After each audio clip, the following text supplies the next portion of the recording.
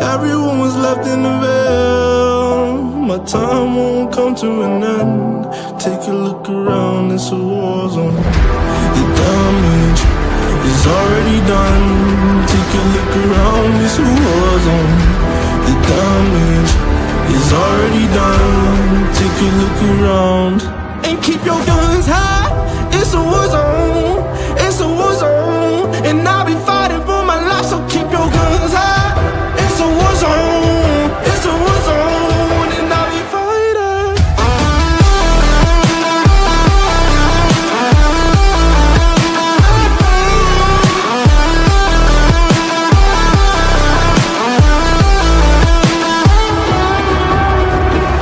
I'm bad to the bone. Got blood on my knees. I'm bad for my life, I'm fighting. Yeah, I'm bad to the bone. Got blood on my knees. I'm bad for my life, I'm fighting. The ash keep burning down. No, you won't hear a sound. The screaming bottled within. Take a look around. And keep your guns high. It's a war zone. It's a war zone. And I'll be fighting for my life, so keep your guns high. It's a war zone. It's a war zone. And I'll be fighting.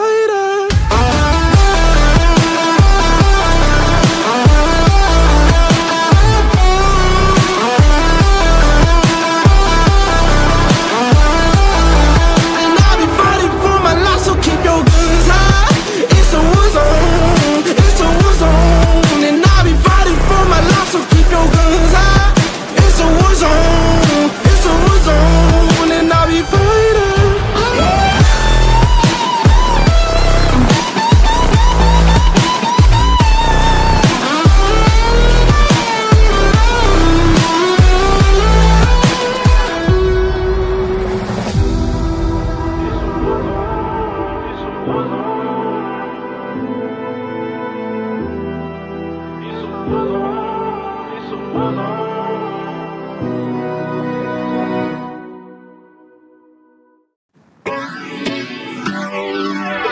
Yeah, love, yeah. You must walk on water, cause I'm drowning and you made it. Met you on the corner, first in love, it was payday. Candy colored nails, match the candy coated bands. I needed your contact, my eyes bugging out my head, cause you hot as shit. Nah, just the African. Not no bottom bitch, top notch out here. Love me like I love myself, love it when she smile at me. White teeth with a heart of gold, and I'ma put a diamond in it. Ring, ring, ring, ring, ring, love calling me.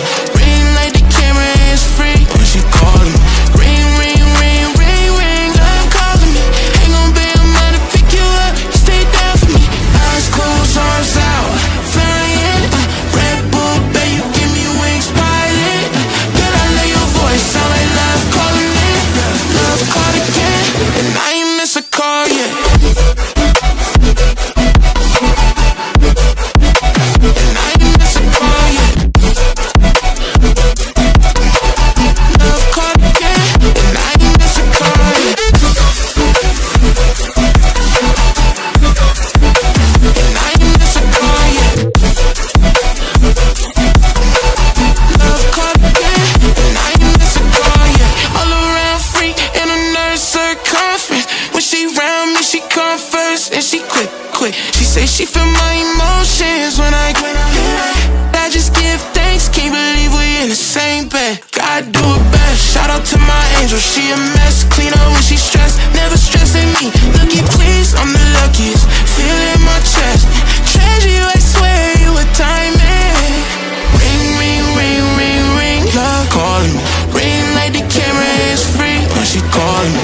Ring, ring, ring, ring, ring, love calling me. Love calling again, and I ain't miss a call yet. And I ain't miss a call yet. Love calling again, and I ain't miss a call yet.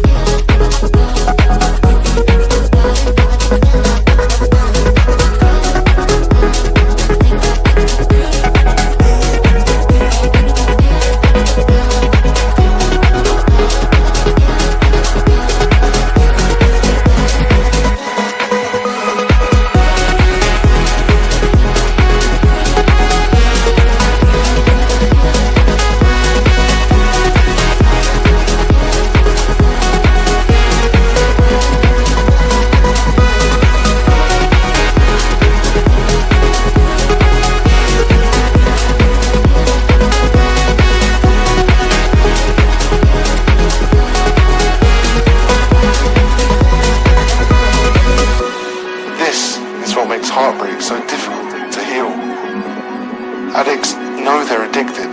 They know when they're shooting up. But heartbroken people do not. But you do now.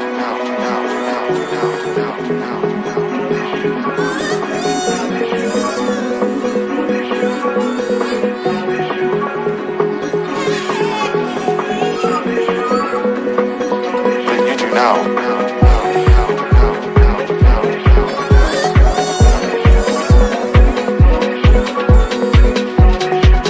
When your heart is broken, you simply cannot trust what your mind is telling you.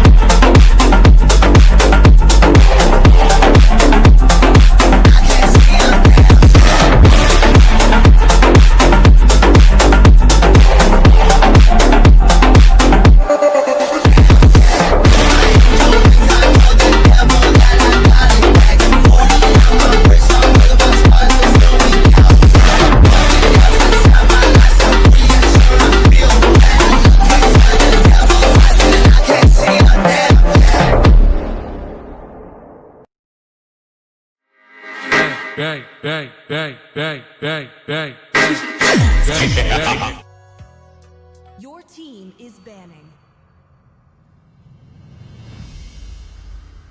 Alright, game lads, and let's grab your popcorn because the stage is set. Tonight, it's going to be an exciting game. This will be the semi-finals as the two collide teams.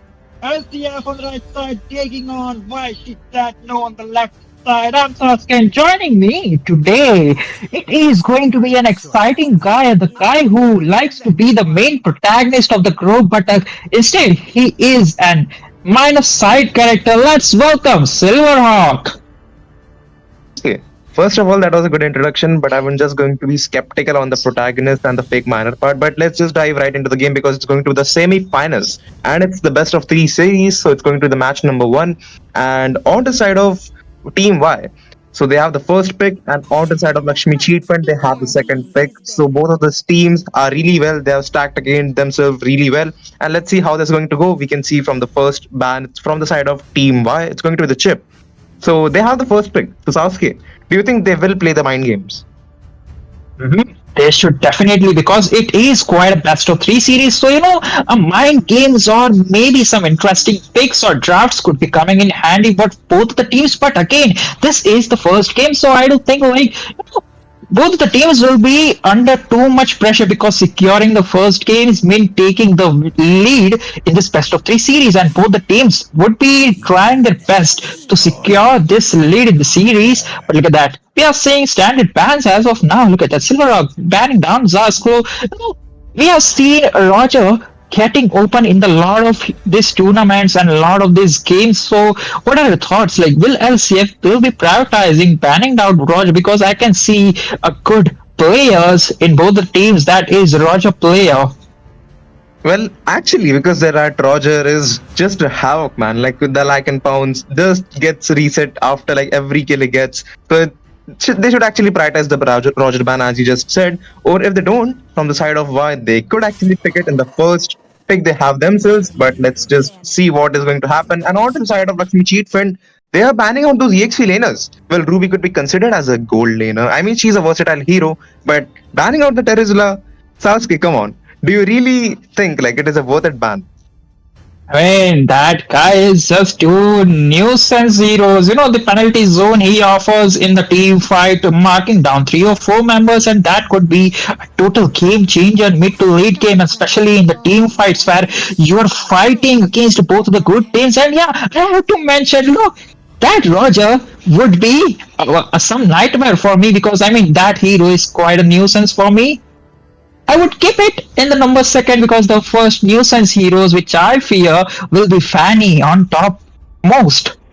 Oh yeah, we how did we just forget about that Fanny? But it also matters, right? Because if they don't have the Fanny in their hero pool, then banning out Fanny could be a wrong move for themselves. But that Fanny man, come on, we have seen a lot of Fanny players in this tournament, which have been brutally destroyed his or her enemies, man. So that was really interesting plays from all those Fanny users. And right now, on to the Lakshmi cheat fund, they banned out that Xbox, so all of those fighters has been eliminated from those heroes right now, and they have the first pick. So there's a lot of heroes open. So right now, what do you think, Sasuke? Will they go for a Roger, a Link, or a Hayabusa?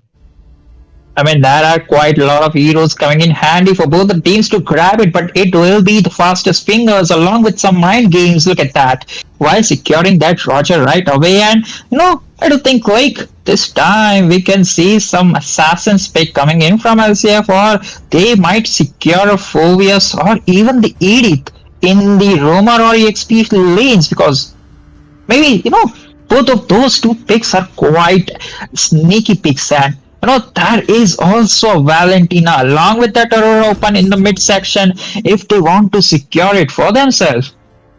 Hey, Sasuke, I have a mind play for the side of Team Y. Like in case if they're just watching the stream from Lakshmi Cheat Fund right now, they would assume that Roger is going to the jungler. Then they happen to pick one more jungler for themselves, and then Roger goes to the gold lane. How exciting is that mind game, man? I mean, we definitely saw a fanny pick besides having a hyper pick in the previous games, and I was like quite shocked to see that games. And even though like that fanny without blue buff was causing havoc in the land of Tawny, if you do remember it, Silver Rock.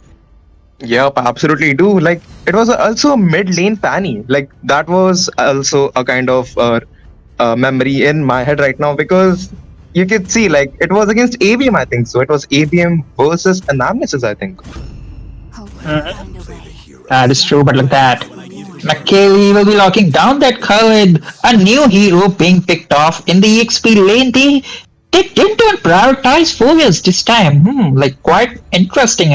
Meanwhile, Ducky will be securing a Vexana in the midsection. So, they are prioritizing like Aurora over Vexana or even Valentina over Vexana. And even in the EXP lane, they're prioritizing this Khalid over Phobias. I mean, we know like how tanky and like sneaky the Phobias can be. After his revamp, he's just slithering around and trying to become a meta hero in the EXP laner.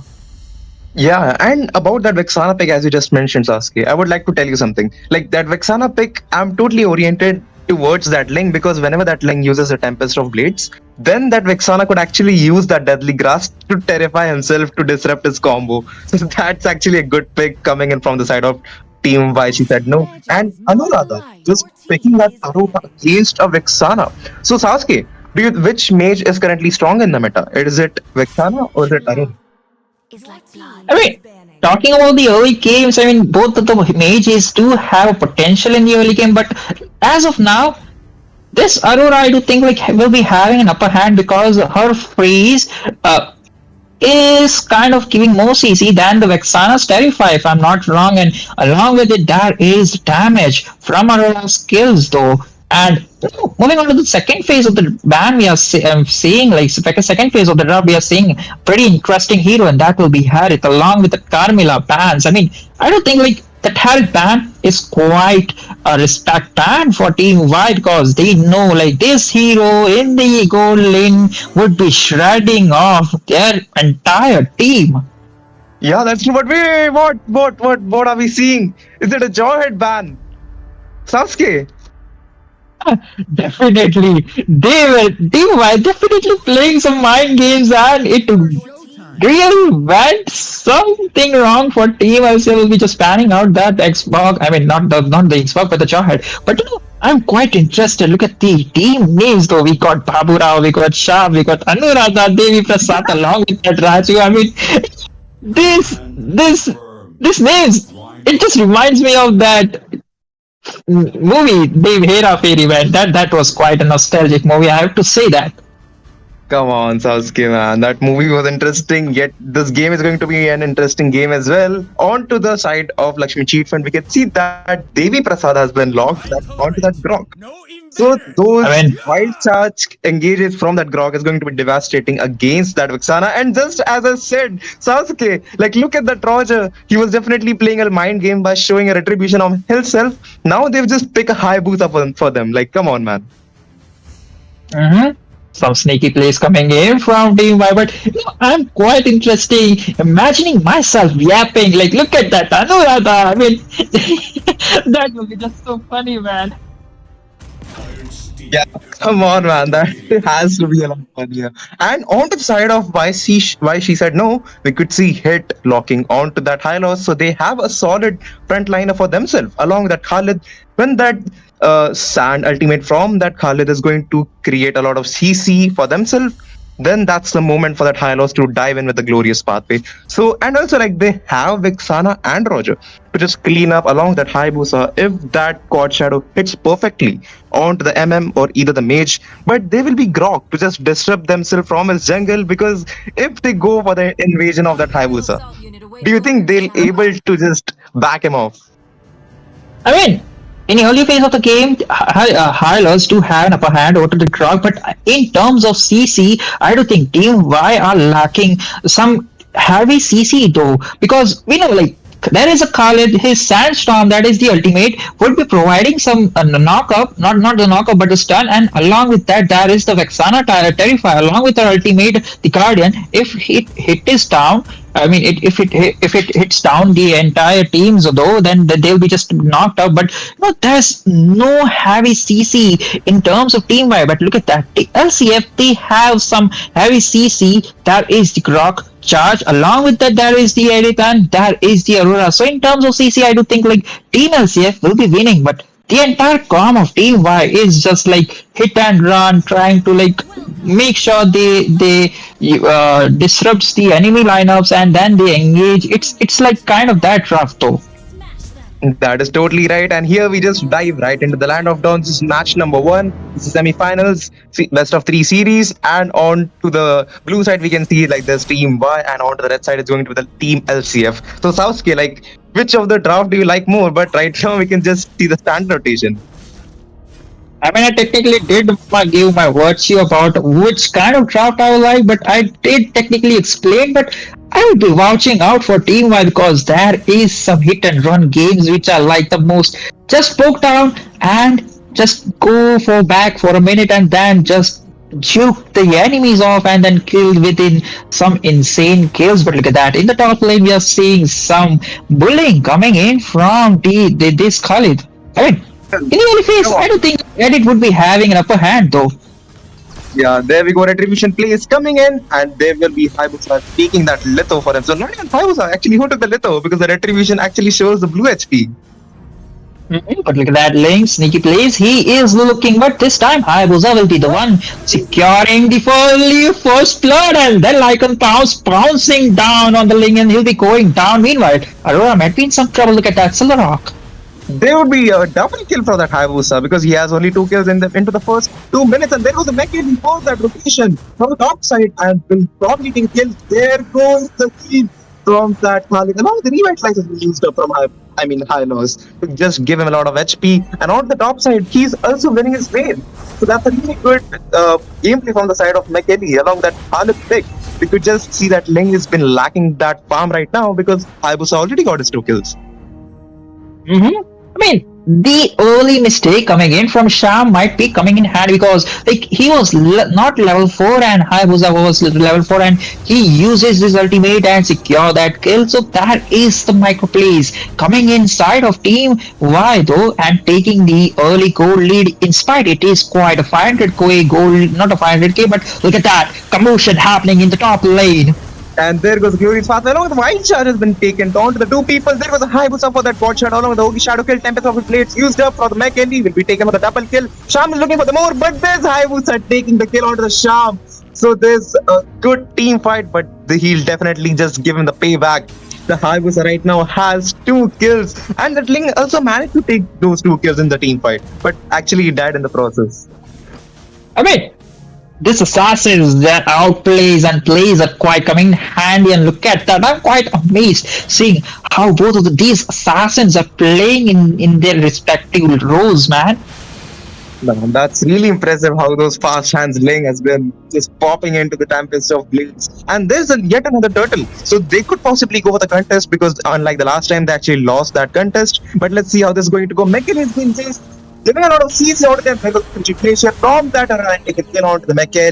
It's like 3 keys up on a single hero. So is it worth it? Because if they don't contest the turtle right now, it's going to be a problem. Because if the Khalid goes back again for the turtle contest, it's going to be at least 3v3. But there we go, like the Ling and Edith are already just chunking down the turtle. And onto the bot side, we could see Gary has been taken down by the Hayabusa, a good taking speed for the Hayabusa. Also taking the bot, he is gold as well. There's only Davy plus to defend that turret. And looking in some trouble, there's Aruna to just back him off. And there was a god shadow from that Haya. Just escape from that situation.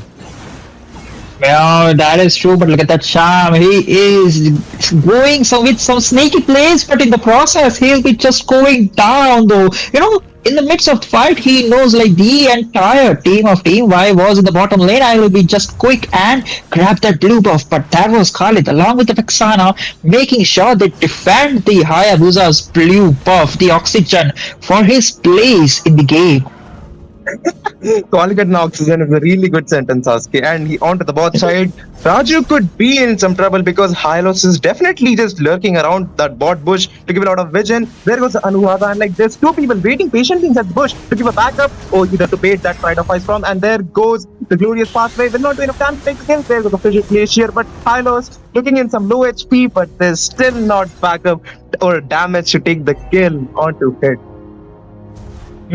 That was quite some engage, but you know, Team Y, they are playing very systematically in order, like they know when to engage, when to disengage, because in this best of 3 series, even though they have the gold lead, they don't want to make a petty mistake which could turn down the tides anytime. And talking about the gold lead, it is minor 200 to 300 gold lead though. It could be anyone's though. And talking about the oxygen, Silver Rock, I wouldn't be surprised if you died due to lack of oxygen because the way you are yapping it constantly is just making me afraid though. Come on, Mansowski. If you will be the one playing the player, I wouldn't have done that. But let's just see on to the next turtle contest. It's going to be on to the next 8 seconds. And on the west side, we could see that Rock has been probably helping that Anuradha to clear the wave. There goes the ball along with that Wild Charge and the Pretty Glacier onto that one single hero, and there he goes down into the hands of that Aurora. So let's see how the turtle contest is going to be. Thing still has a retribution. He do have the retribution, but look at that. The damage coming in from Khalid is too much this time. Rock might be in some trouble, but Hayabusa is not done in the team fight at this time, and I do think the turtle being secured by 2Y. Was it Silver Rock? Oh my god, that cursed blast from the dark, he actually took the turtle from him. Even he just missed retreat that time. Could be possibly a jungle gap. I'm actually not supposed to say that, but that possibly was a bad move coming in from Sham. There we go, Devi Prasad looking in some trouble because there's like 2 people lurking around the blue buff for that link. But Darky also gave a lot of damage to that cursed blast. That is damage dishing out, but Team Y will be prioritizing like let's not engage because we don't have the Hayabusa. And in the midst of the fight, in the midst of the turtle fight, Hayabusa along with the Roger do manage to take out the bottom tower. Along with it, I do think like Carrie was fallen down. Oh, no, she was not fallen down, but look at the rotation from this team. They will be securing the top tower, and look at that. The engage from this high loss. and taking the kill onto Devi Prasad with that Hayabusa just going on to the mega kill, looking for a split push onto the mid side. But there's Mekeli for the rotation, but never mind, he actually goes back because like 3 people, but he still has that French poise to escape. There goes the Mekeli, they spotted him. He actually goes for the engage, but he still has a Tempest of Blades for an engage or for an escape because also Baburao is there to just back him up, and Anuradha is still inside the bush. They actually wanted to just reveal her position, but Hit is just going in every single bush. And this match, I do think like Hit is providing the necessary essentials, and that is the pretty good engage. Silverov, look at that. There goes the Lycan Pounce. They're trying to take the kill onto the mid side, but will not do enough damage. Primal Wrath has been used in a defensive way to take and clear that minions. So that was a good disengage from the side of Lakshmi Cheat Fund, and also from the side of Team Y.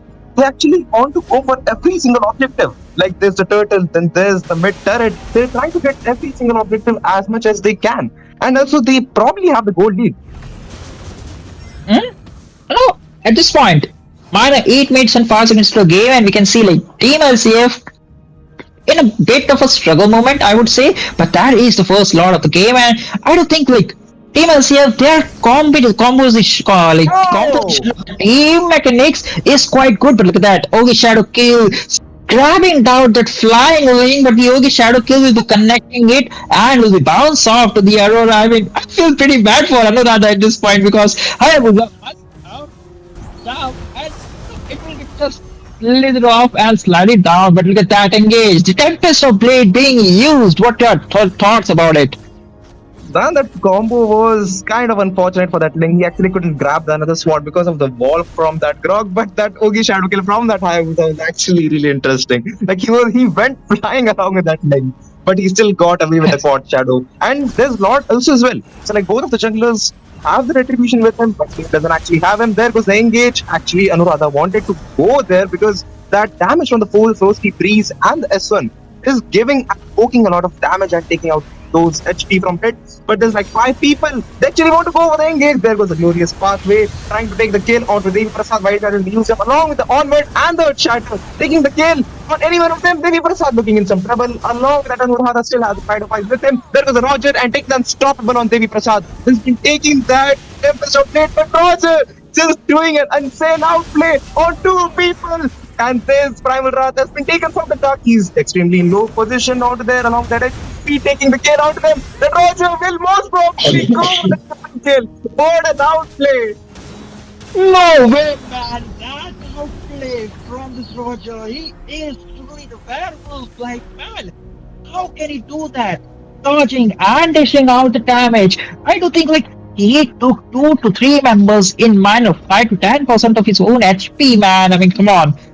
The Lycan Pounce was just too perfect, dodging the damage. And the second skill, the Defiant Sword, I believe that is the name from Shamdo.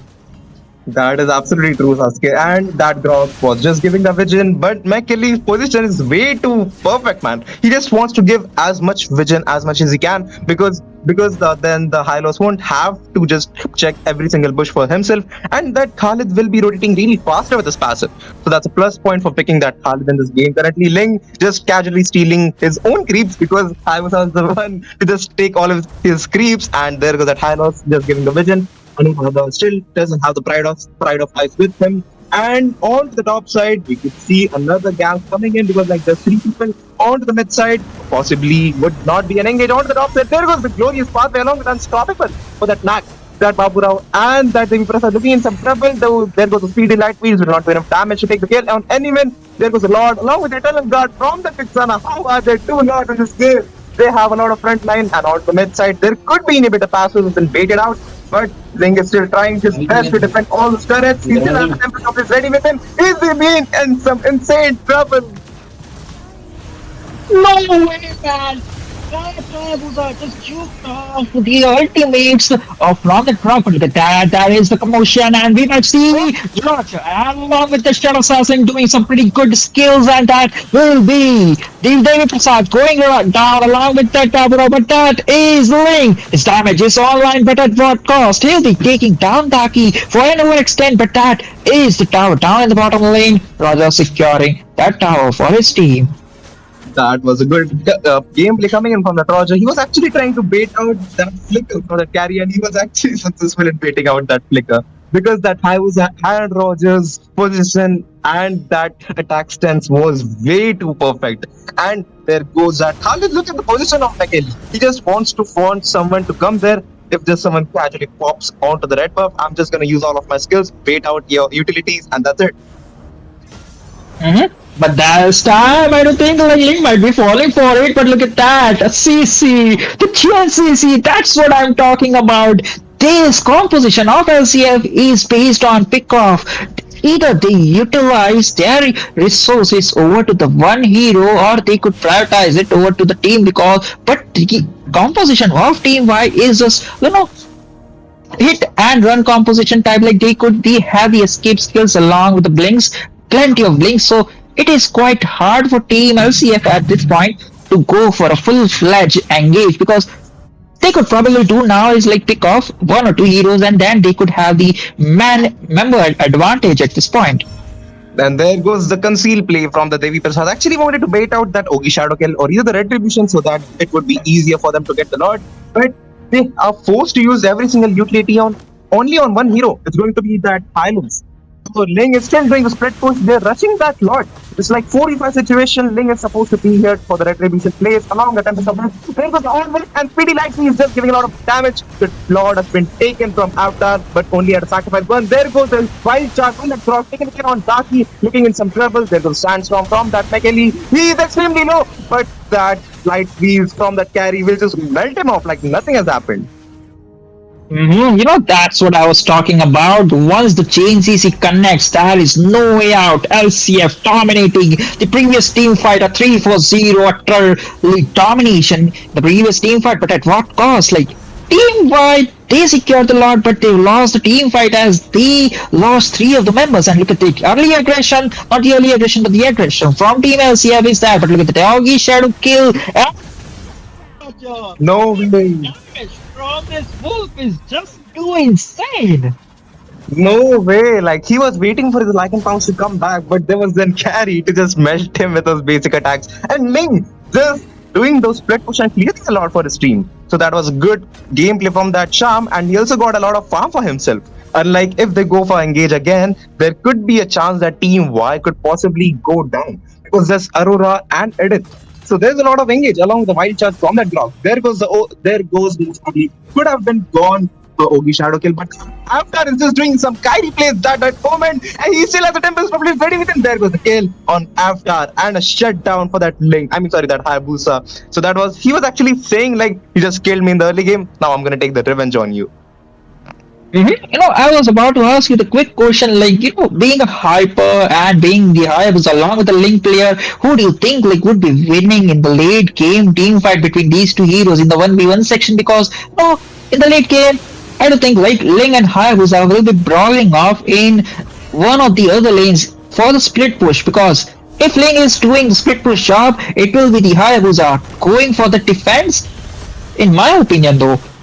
Yeah, but you definitely missed that gameplay from that carry with the speedy light wheels on that engage, because Hylos has been already dead. And since you asked that question about Leg and Hayabusa, so it depends on the player how they play, but Winter Crown would have come handy on both of those players, because Hayabusa could actually outplay him within that Winter Crown for himself. But unlike right now, we could just see after looking in some trouble, there's like 3 people wanted to take the blue buff, and Link actually takes that blue buff for himself. It's like 4-5 situation at that point, and Wind Major has invaded from the carry, along with the Diddle Guard, and Raji is looking in some trouble. So there was Primal Wrath, just giving them a lot of hope, and with the Sandstorm on the drop, they're extremely looking in some trouble. There goes the first blast from that Nexar, taking out that Babura. Like he's still looking in some trouble. Sham wants to take the kill, but there goes the speedy light wheels from that carrion doing the killing spree, and on the mid side we could see the glowing spark along with them. There's some great blue stuff. So that's a lot of things happening. Oh my, I don't think like Silverog, your microphone did, back off seeing that gameplay, because I do hear a lot of robotic voice from you. I mean, that was quite an insane gameplay, and definitely your mic has to be, quite shocked bit. But look at that. That is the second Lord we are speaking of, and this time it will be Team LCF making sure they get it. The Lord is minor 20% of the HP, but it will be Link securing the Lord for his team, and that outplay from Daki, the flicker on point, but look at that Link, man. No way! No way! That guy escaped from that Woogie from that Hayabusa. That is a good outplay coming in from Sham, and they actually got that Lord. So it could be a comeback given to the side of Team Y. And since the Lakshmi Sheet Fund are back into the game, they need to take that map control now. Because if they don't, that Hylos and that Khaled will be just lurking in every single bush, giving those vision. Hello? Talking about the Khalid and Hylos, I do think they might be in some danger because it is quite a late game and we know how devastating that carry is. And talking about the devastation, we might see, look at that commotion happening in the middle lane, Silver Rock. There goes Engage from that Ling, taking the unstoppable onto that Khalid. So it's like 45 right now. Ling still doesn't have the Tempest of Weight, so going inside. There goes the Lord, but the inhibitor turrets have been taken. So there goes on to the mid side, has been taken off. That one is hard trying to get and save that turret. But that Ling is just too eager to take that inhibitor turret. There goes the Babu Rao, taking the kill onto the Vexana. They're just defending that base as much as they can. Oh, Shadow has been taken on that other. Has been used up, but the Shuriken takes the kill. Anuradha, will they manage to defend this minion wave from themselves because they're fighting for their life? And Sham has the Tempest of Blades again with him. There was a God Shadow, and that Lycan Cross will just bounce him off, and he's still running for his life. There's Baburao and that carry chasing him down, but Nak could possibly get some backup from that Hylos. Looking for minutes again, and going inside with that Sandstorm and that Flicker Blade taking the kill on Raju. CFL is yet, and he'll be going down in the process because the glorious battle coming in handy for his team, making sure he slows that guy down, and that will be a team wiped out for LCF. And overextension for that team is what they got, a slap, a tight slap over to the face, I believe. But look at that, the defense from this player, the Aurora, the Frosty Freeze, coming in handy this time, making a perfect 3-man crowd control. And Ling, at this point, he had a perfect opportunity if he was resurrected a few seconds ago, and that would be a triple kill for him. But what if he actually got outplayed? So that would have been funny. So taking a risky play in this late game could be a little risky. So he actually know what to do, and Lord would be spawning into the next 10 seconds. So it's going to be an evolved 18-minute Lord. So right now, the one who actually takes this Lord could be a game over for them. I mean, you could say, but I don't think so. Like LCF, even they lose the Lord, but if they took one or two members down from Team Y, they could probably defend it because Team Y, as all of the inhibitors towers are down, they are quite open. Yeah, and there goes Engage out to make and some trouble. And along with that, Glorious Pathway has been used up. Was a quite risky play from that Megadi, but that immortality saves its life for that Lord countries. Look at that Ling just waiting around for that Roger to clear up because he's respecting that Roger's damage. But look at that Knack waiting for that Ling silently. But these players, they know that is something suspicious in that bush, and the team has started the Lord, but this time I don't think LCF could be the one starting it down because if they get the vision the Roger is the bottom lane, let's go team, let's pick off one or two heroes and we can win this fight because we are in the members. We are having most of the members, and that is the ultimate being used from Khalid in a defensive way because he could be probably popped off because the damage from Gary is there, and this time LCF will be the one to start down this level 3 Lord, the third Lord of the game. It's true, but that Roger is still doing the split push. Everyone is just ignoring him. That Link still has to go back for that base defense, but he could actually go for that base, but he actually don't want to risk it. because this slot was actually taken from the side of Team Y. So that was a good communication skills from. I mean, sorry, wait a minute, what? Actually, the team LCF took the lot from them.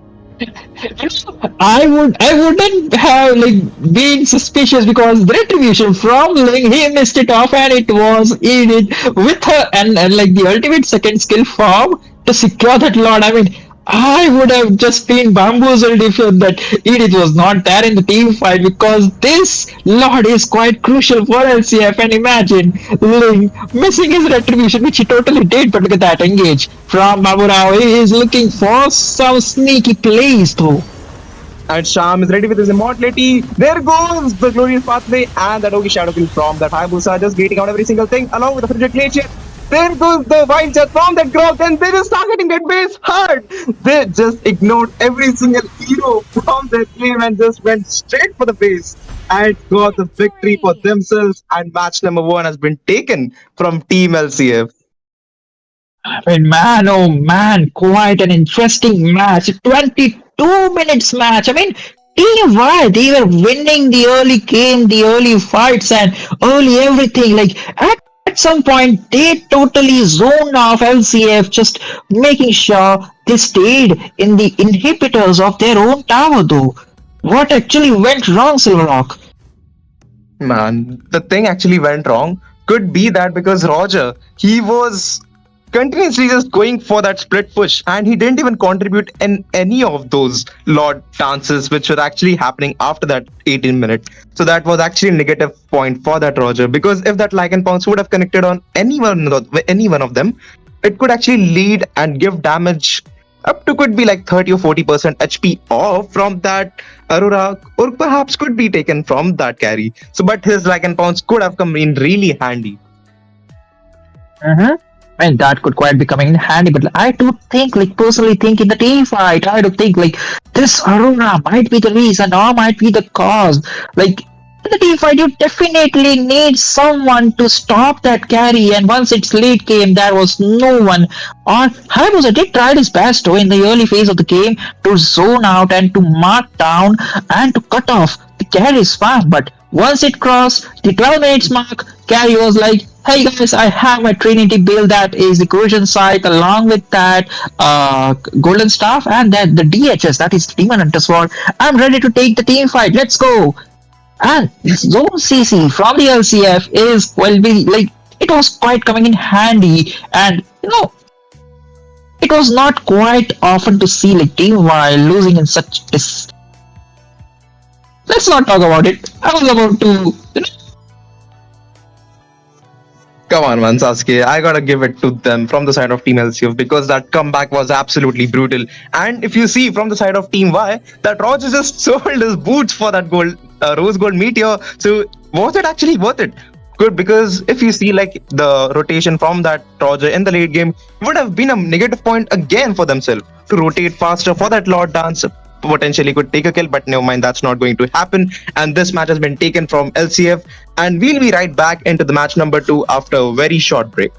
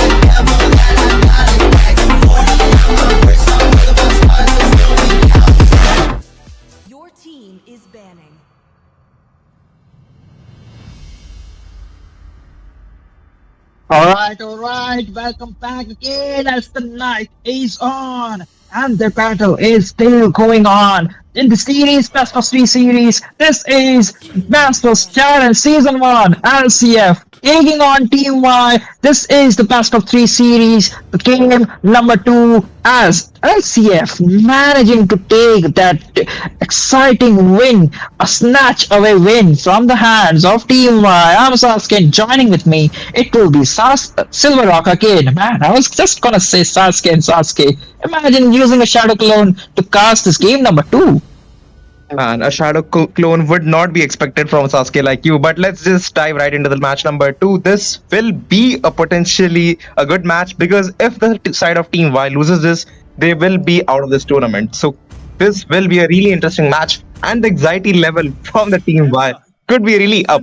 And looking at drafts, so that Team LCF have the first pick, Sasuke. So right now, do you think they'll just go for the respect bans?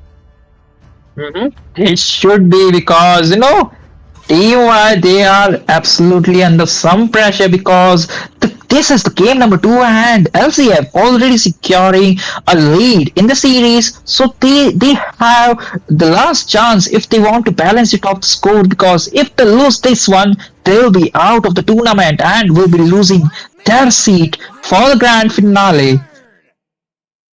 That is potentially right, man, Sasuke. But this match, this will be either a live or die match for themselves.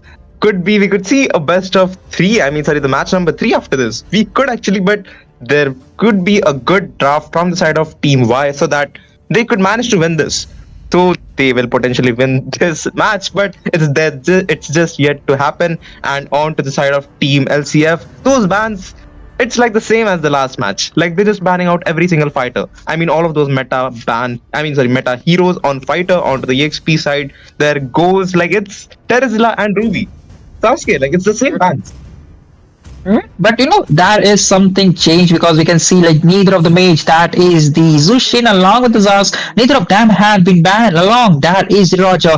So this time why are in some tremendous situation, like which hero should they ban out? Should they ban out Zaz? Should they ban out Roger? Should they ban out Zushin? Like what the hell should we do? And even that is the link just to keep the cherry on top. Along with that is the Hilo. So having so many heroes is just too confusing, and I do think like prioritizing Zushin is currently the best option because the amount of CC she gives. But wait a minute, they will be respecting that Roger coming in from Sham and they'll be just banning out. So this time LCF, they do have an opportunity to grab either Zushin or the Zaz for themselves.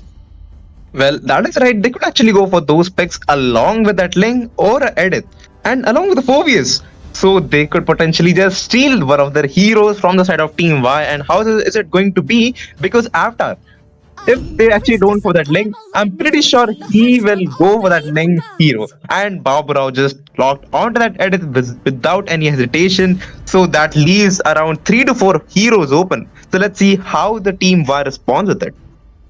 Oh, Team Y, they have a perfect opportunity to lock down that Zushin because having an idiot in your team, but that is okay. But you have a Zushin in your team, definitely you will be just doing too much CC to the frontliners. You won't be having any opportunity to breathe yourself. But look at that. Talking about the phobias, Silvano, this time your predictions are quite good. Did you stole my eyes again or what? Well, Sasuke, I was the one to just steal off your Eternal Sharingan and the Renegan. But let's just dive into the match number 2. And we can see Anuradha stolen that Vexana from Daki. But unfortunately, there was Zukshin already picked. So picking a Vexana right now, I don't actually buy it because they could, even if they wanted to just go for the mage pick a bit late, it would be easy because Zukshin has been already picked. So there's like no other thing for a mage to happen from the side of Team Y. They won't be locking another mage for themselves, but we can just see Devi Prasad on that Grok.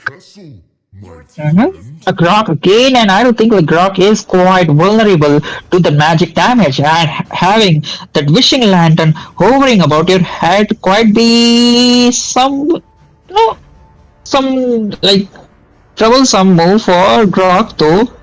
because the damage and the CC from that wishing lantern is just too much. And look at that. Talk about the another mage. It is going to be Harith on the gold lane. The first three picks, I don't think so. Like, I mean, I'm getting some vibes that I should be vouching or rooting for Team Y again. Like, look at that, those heroes and the picks. Well, apparently those picks match with your pace, Sasuke, but that Phobius against that Edith. I know, Sasuke, you are EXP laner for years. So right now, against Edith and Phobius, which of the hero do you think is dominant? I mean, before level 4, Phobius definitely, because the revamp Phobius is just nuts in terms of damage. But after level 4, I do think like Edith might have a chance. But in the later phases of the game, it could be anyone's game, because both of these heroes are quite strong though, because both of the heroes could stack the Thunderbelt and just stack out the passive along with the Blood Wings, which the item could be stacked on both of the heroes, could probably come in handy. It all depends on how well you play those heroes, and that is all I have to say. Because moving on to the second phase of the draft, we are seeing like that is the Link ban again. Oh wait, what? I'm quite amazed because neither of the teams are securing that Link, and he'll be just panning out casually without any hesitation. Look at that. Respect ban this time, coming in from via banning down that carry. So, yep, definitely that respect bans were going to happen, but at some point, they will be the one to pick first. So, banning out Ling, actually, there were like two reasons for not picking Ling. I think it's going to the first one because they have the Vexana, and I'm pretty sure that Deadly Grasp from that Vexana is enough to just give a lot of CC after the Tempest of Blades from that Ling is used up. Final ban from Team LCF. I don't think like they could prioritize a Hyper ban, or maybe a Roma ban. A Carmilla would be quite coming in handy. Oh, even that shield hero, the Lolita, the greatest elf I have ever seen in this land of dawn, man. Man, you just know every single backstory of a girl. So that's a plus point for you, Sasuke. And right now we could just dive right into the second phase of picking the hit. He actually would have gone for a good tank against that Grog, but let's see how this is going to happen. They're still yet to pick the junglers for themselves against this heavy kind of CC comp. Which of the junglers do you think Sasuke is going to work? I mean, for Team Y, I do sense like there could be coming a tanky frontliner, either Fredrin, either Akai, or even some new hero in the jungle section. But again, oh, Alpha is bad, and I would have say Alpha could have worked well over here. And look at that, Carmilla was not banned, and Team Y will be securing it right away. And look at that, Silver Rock. Come on, man. We are seeing yet another good Fanny right now. This is match number 2. So let's see how that cabling skills of that champ go really well. Or either could be hazardous for him. Herself back, because it's like 4 people on vengeance. Come on, Sasuke. Are you seeing this? There's like 4 people on vengeance. At this point, the moment Sham picked the Fanny, the members of Team Y, oh hell no, we will be just securing that vengeance. Come on, I dare you to kill me. We are just right here standing in, but I don't think like the vengeance won't be helping them that much, because she could just, wait for the time when the vengeance skills affect are not like the god, and then she could be coming back with the cables. I mean, if Sham just equip that Mikasa skin, man, I'm just gonna look at him. I'm just gonna follow him wherever he goes. Go hell with the match, man. Come on. Come on, man, Sasuke. You're definitely the one to leave the server right now, because you're just a simp on that Fanny, and that Fanny is definitely going for the Blade of Kibo, so that's a not good sign for you, Sasuke. I mean, even that skin is quite good, cute though. I'm not gonna lie though. Come on, man, Sasuke. And right now, both of the drafts have been completed, and that that Avatar just went for a Lancelot. So those zing, zing, zing combos along with the Phantom Execution is going to be exciting. And that Lord just went for the Purify. So after the Purify has been used up, that Zuchin will not hesitate to use and drag him with the Lantern Flare.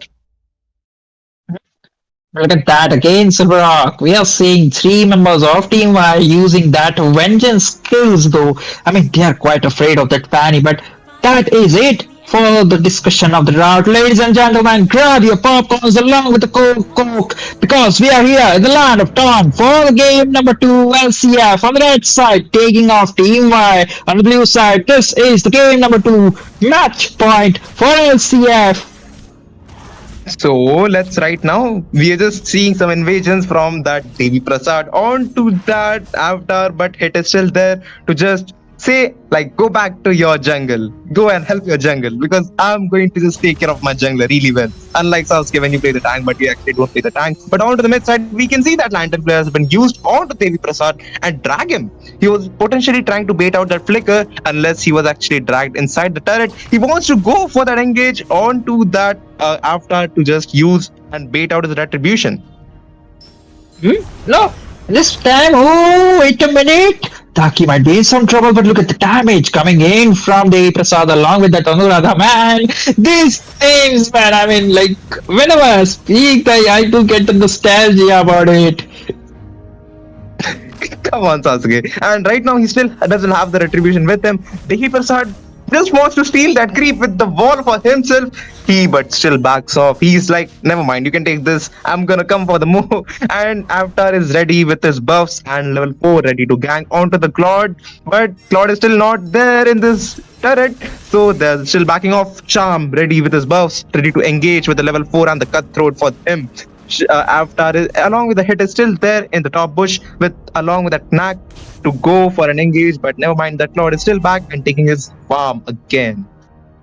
You know, usually we see the fan players just rushing around and going for that insane kills to get the goal lead, but this time we are saying Sham not making such plays because he knows, like, you know, in the game number 1, in spite of having a good team fight composition, they were struggling a lot in the earlier phases of the game, the initial phase. So they are respecting it, but look at that initiation! There goes the engage for that. He's just bouncing again with that Infernal Pursuit along with the wild charge from the top taking the kill onto McKelly. But Fanny actually takes the kill onto the Knack on top side. After wants to go for an avenge play for himself, but there goes the Thorn Rose and the puncture just secures his life for right now. Oh, that knockback coming in from this Bapura along with the support of Anuradha was to one point.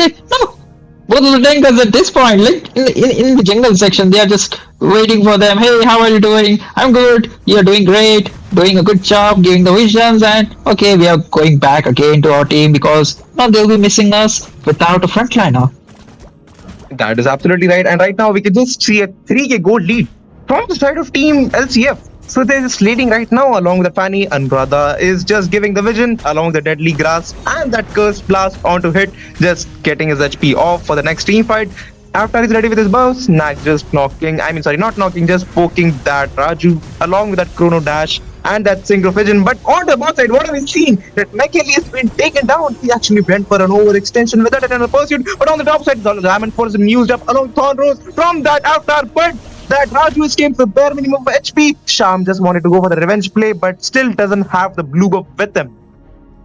You know, that play is coming in from Raju was just on point, making sure he used his second skill perfectly to secure himself. To save himself, but look at that. A sneaky play is coming in from Vexana, making sure he chunks down the gold, and along with it, will be taking down the mid tower, tier 1 tower though. No, losing a mid tower in losing the mid tower in the early section though, I mean, like, they are quite isolated. And at this point, look at that cable, Silverrock. That cables were way too insane. Imagine like if the Zukshin didn't have the Crimson Beacon along with her. So but meanwhile, we could just see another gang happening on the side. It's like 2v3 situation, hit and Nak just fighting for their lives. Unless that Devi Prasad wants to engage with that wild charge and flicker plays. Sham ready with his buffs. He actually won for the engage, but there goes a flicker. But come on, like he actually used a flicker for that wild charge, but wild charge was not used. There goes the lantern flare and taking the kill onto the killing spree for that Charm, and along with that placing to it and the Diamond Force just giving them a lot of damage. After want to go for the payback movement onto that Raju, Phantom Execution is still not up to that after, so he can't take or actually secure any kills for him.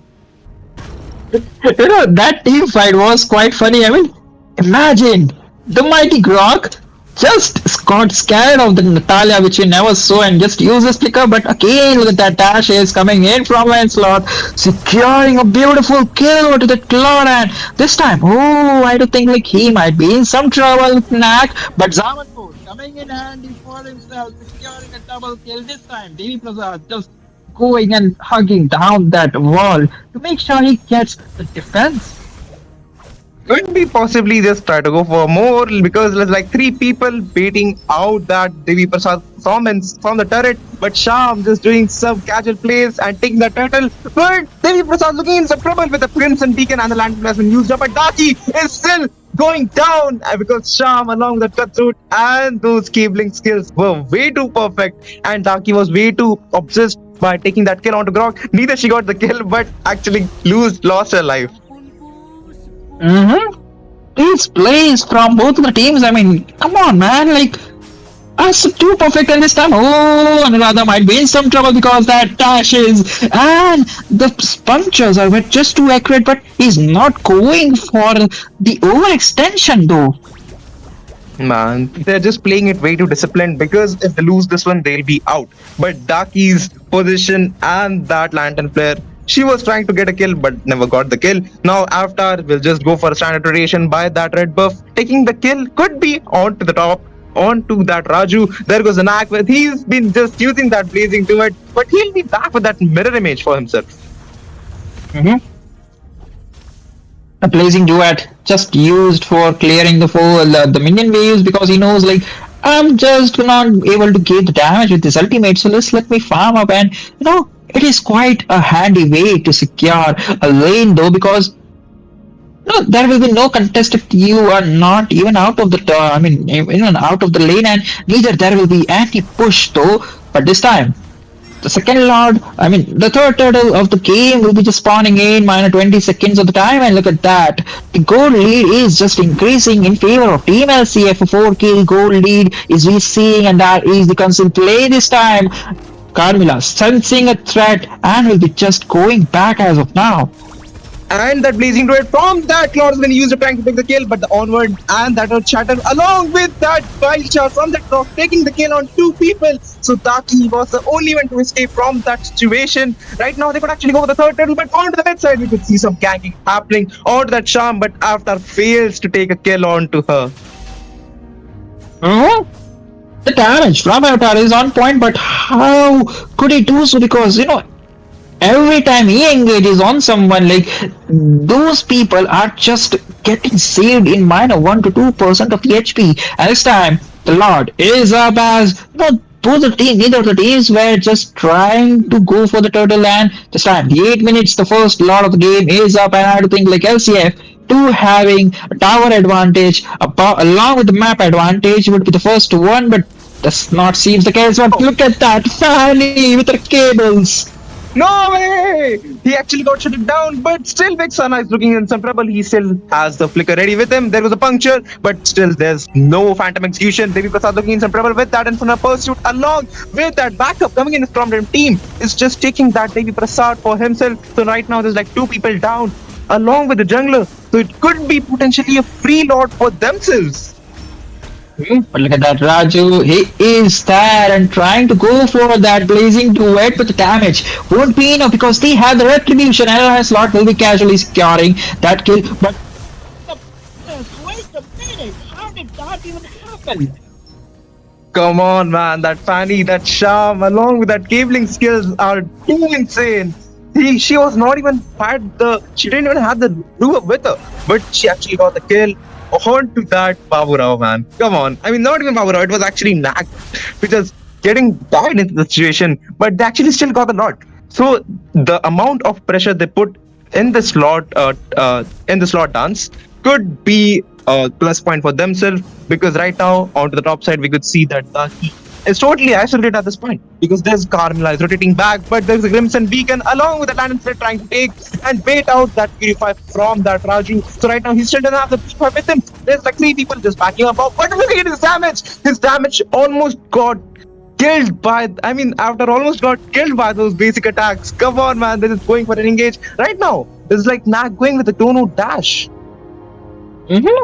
Damage is quite online, and in minor 10 minutes of the game, and we are saying that he's round 4 being used for Eric, but this time he might be in some trouble because the damage from Exana is there, and that will be Pablo securing a kill. That is the Stables assassin, the Fanny, joining the team fight and securing someone in the bot lane. I totally forgot who was it though.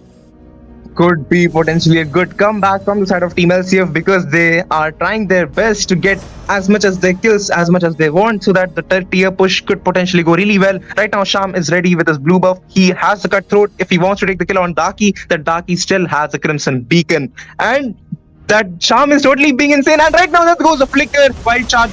Even from that Grog has a good setup. Darky's looking in some trouble, placing to it from the trap has been used up along with the Zaman Force and the counter dash and taking the kill on Claude. He still doesn't have the P5 ready with him, and that Sham looking in some trouble with that Inferno pursuit from that 4 is just bouncing again and again. Baburao with his onward, and the Shatter wants to take the kill on Daki, and could be a potentially kill because that Primal Wrath has been used up, but the Daki is way too smart to get caught in those basic attacks of that Primal Wrath. Sham wants to go for the kill, along with that Cutthroat, and that Evening skills are way too insane. Why did you give this guy a Fanny?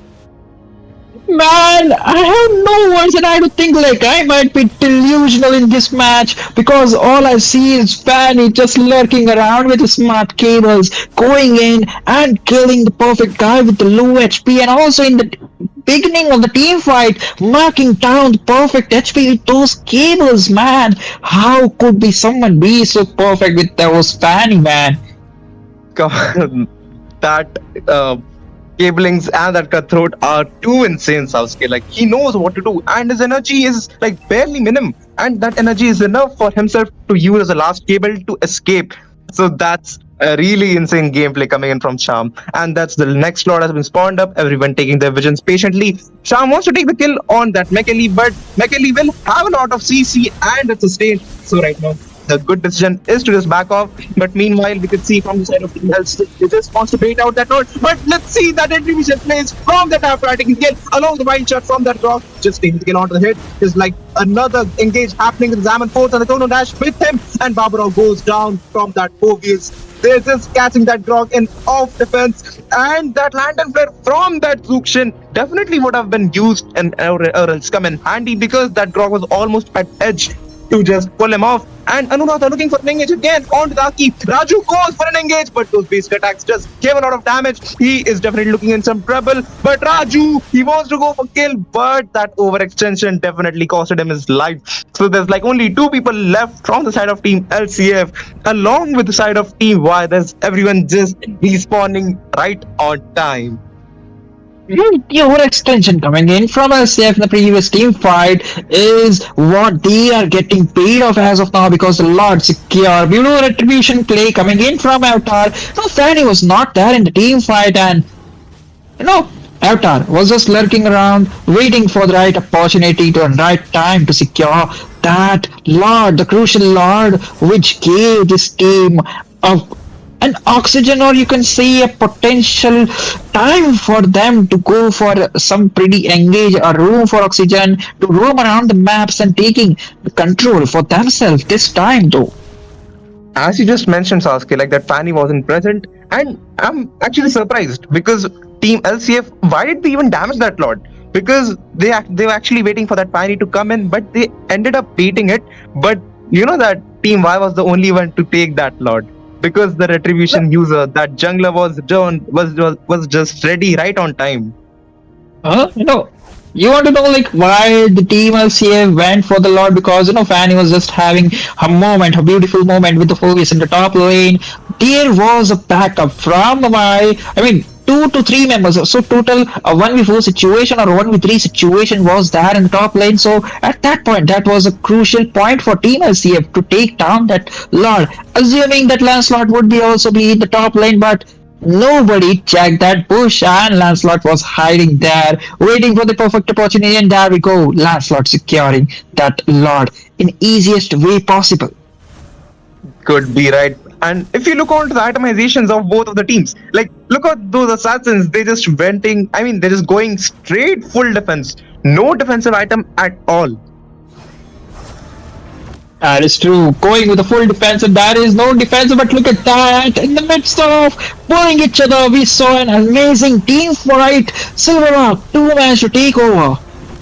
Nah, that team fight was way too engaged. Well, I mean, those engage are way too perfect to watch. And that knack, Synchro Vision, just melted that 20% HP out of that Grok. So right now, his build and his damage is just way too insane. And right now, we could just see like it's 4v5 situation. Let's see that Fanny actually wants to go for engage, but Retribution is still not available with him. But Devi Prasad actually wants to go for engage. Sham looking in some trouble, but that clone dash is just not enough to take the kill. Lucky is looking in some trouble, but the land and flare from that Lucky towards that Lord actually saves his life. But this Lord has been taken from the side of Team Y. So it's going to be a payback. Along with the Lord, they get a kill over to that Devi Prasad. So the frontliner for Team LCF won't be there, but there is the another frontliner, and definitely he will be zoning off and stunning that Lancelot, making sure that Anuradha lives. That's absolutely right. That Lord has been marching from that top side. That Zuxian is just making sure that there's no wave pressure coming in to their team. But that enhanced Lord will be coming in handy. There's like 3 people just wants to bait every single skills from them. But that Lord has been melted within 4 seconds. Damage from both the teams are quite respectable because both of the teams, they have the damage dealer because the Cloud is the one in the late game who will be carrying that team. That is the team LCF. Meanwhile, from the team Y, it will and is Harith. But wait a minute! Oh, wait a minute! The damage! Look at the damage! Sham barely managed escaping in minus 20% of the HP. Man, the fast hand scaling skills from that Sham is way too impressive. Which actually just saved his life because it's 17 minutes right now and the death timer would be a lot. And imagine both of the teams are equal in terms of the tower push. Like all they have is the inhibitor tower, and the next Lord would definitely be the crucial one. And along, if anyone do manage to fall out, it would be a dire situation for the opposite team though. There could be, right, because Lord needs still 70 seconds to spawn, and that Fanny could go for the split push, which she's actually doing, but that 4Vs, that Knack and Avatar are just going for that wave pressure and wave taken from the side of Sham, looking in some trouble, but that Chrono Dash wasn't enough to take the kill on Sham, but there was a really fast hands combo from Sham.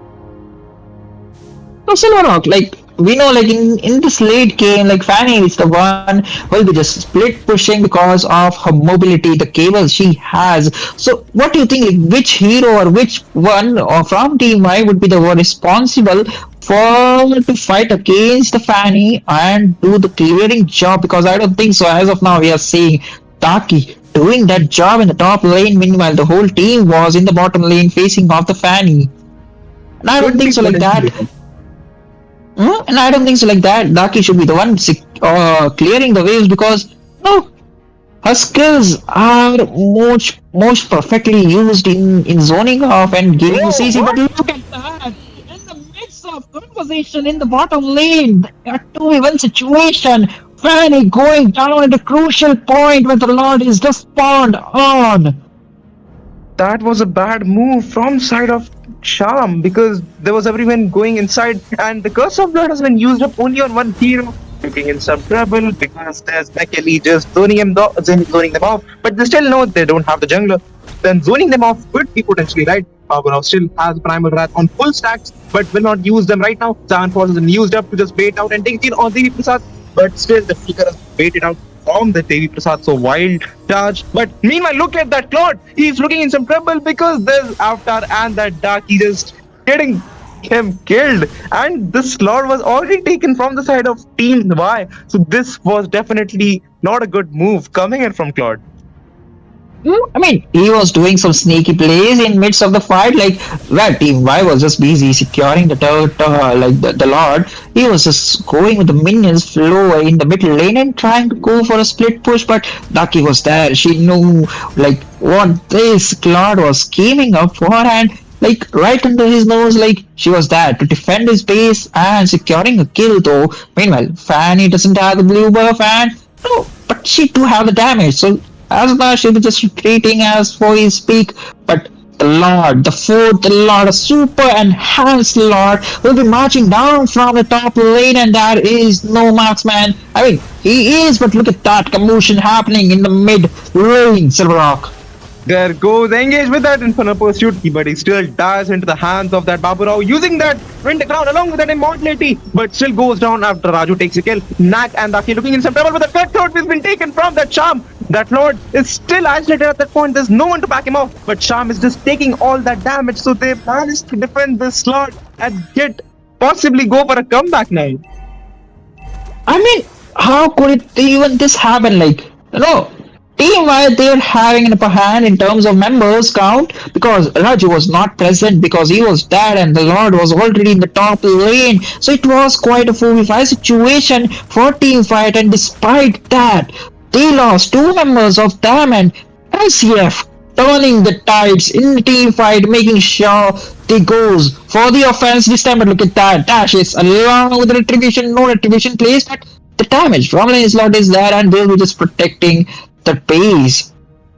That was a really good move. Meanwhile, we could see Avatar just sold his boots for an immortality because since it's a late game, and even if he goes for this, even if he sells that immortality in whenever the Lord spawns, could be a good option right now. But they just pop that vision for themselves. Sham knows what to do, but he actually cleared that wave so that there's a lot of wave pressure. But meanwhile, onto the mid side, they should clear that minion as well because they don't have the inhibitor turret, so that gold minions will just give a lot of havoc to them.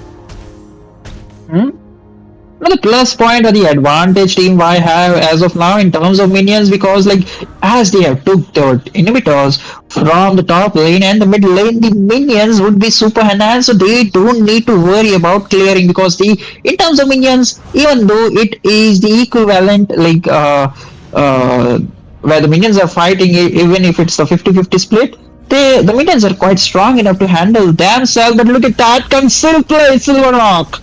Man, that engage was way too perfect. But onto that Charm and that Knack was definitely going in some trouble. But again, guard has been used up. That Avatar still wants to go for an engage with that puncture ready onto the max stacks. That Harit just wants to clear that wave. Then Charm has the responsibility to just go back because she is the only one to just go for a faster rotation with those cablings. But right now it's like 4v5 right now because Fanny is not present in the team fight. So they could actually bait the Lord or perhaps take the Lord. There's like 5 people waiting patiently for them to show themselves. Like it was like a ghost, like show yourself. But we could actually see that engage coming in. Could be possibly a good gank right now. No, Fanny could definitely just use the kills and be there in the fight because she can lurk around the whole map. But look at that commotion happening. The Lord dances, fight is up, and this could be the final game. And look at that finally, how will we go? Man, that is very perfect. After looking inseparable, meanwhile, see Michael, he just used that winter crown. He's still getting peeled off with those base attacks. Let's see who gets this Lord for themselves. Baburao definitely got the Lord. After looking inseparable with the puncture has been used up to just back him up. That Fanny is fearless. You don't give him Fanny, and this is going to be a good comeback. But the only fact that's left right now is to clear those mid waves. So there goes a good advantage for themselves because it's like a lot of respawn time, so they have enough time to just end the base. I mean, that is true. A total domination and the outplay from Fanny. I mean, look at that position. Like no one has or was cleared that push, and he was that in the game. The beautiful cable securing the kill as the final members from Team Y going down, and that is the Lord hitting the enemy base as Team LCF manages to secure the kill number 2 and will be just directly going and securing a seat to the grand finale. Man, that comeback Come on, man. I'm definitely going to just give all of that to Raju and Sham. Despite of though all of those engages given by Devi Prasad and that Anuradha, like that Babu Rao, like he actually stacked his primal wrath really well. He was just giving a really good front line for his team, just taking all that damage from Lantern Flare and that puncture along with that chrono dash. So that was a really good comeback from the side of Team LCF. And that Fanny in the grand finals, I'm pretty sure this Fanny is definitely going to be banned. Mm-hmm. I mean, I could probably crack a joke over here. Looking at Baburao's death, I mean, even in the movie, we saw how Baburao was just caught up in the act, even if his part was not there. And this time, I'm seeing the most death, not the most death. Oh, wait a minute, Raju had, I mean, like, if this Baburao had the most death, I would have really cracked up a good joke though. But this time, I do think like team-wide, they did an exceptionally good job. But the last team fight is where things went wrong for them. Nobody did give the vision for the Fanny, and that Knack was caught off guard within the 1v2 or 1v3 situation near the Lord pit, and that is where everybody got panicked and they scattered it off. That is absolutely right. And I didn't even see a really like a 4 or even 3 connected curse of blood from that Carmilla, because their position were way too distant. They knew what to do because Grok was the only one to just reveal himself along with the Edith. And Raju was just dropping his mirror image behind himself so that even after every single team fight, he manages to escape. And if you see, he has still built that Winter Crown. So whenever he uses the Blazing Duet, he will use that Winter Crown for his own protection. Hey, talking about Carmilla again, well, like that is the Devi Prasad for the zoning and vision providence. And for talk about Raju, like he could definitely use the mirror image and use the blazing duet to engage or disengage the fights. And that is the Anuradha. So basically, Anuradha and Devi Prasad would be the one just going forward back to back, man to man, marking down, and Baburao would be the one going and doing and zoning the stuff. So definitely a 1 or 2 member is linking up is what I expect from it, but that was not the case. But he ended up doing a 1-man ultimate. Never mind. This is it, ladies and gentlemen, for this game as LCF taking lane sweep in the special PCs, making sure they go directly to the semi-grand finale of Masters Challenge Season 1.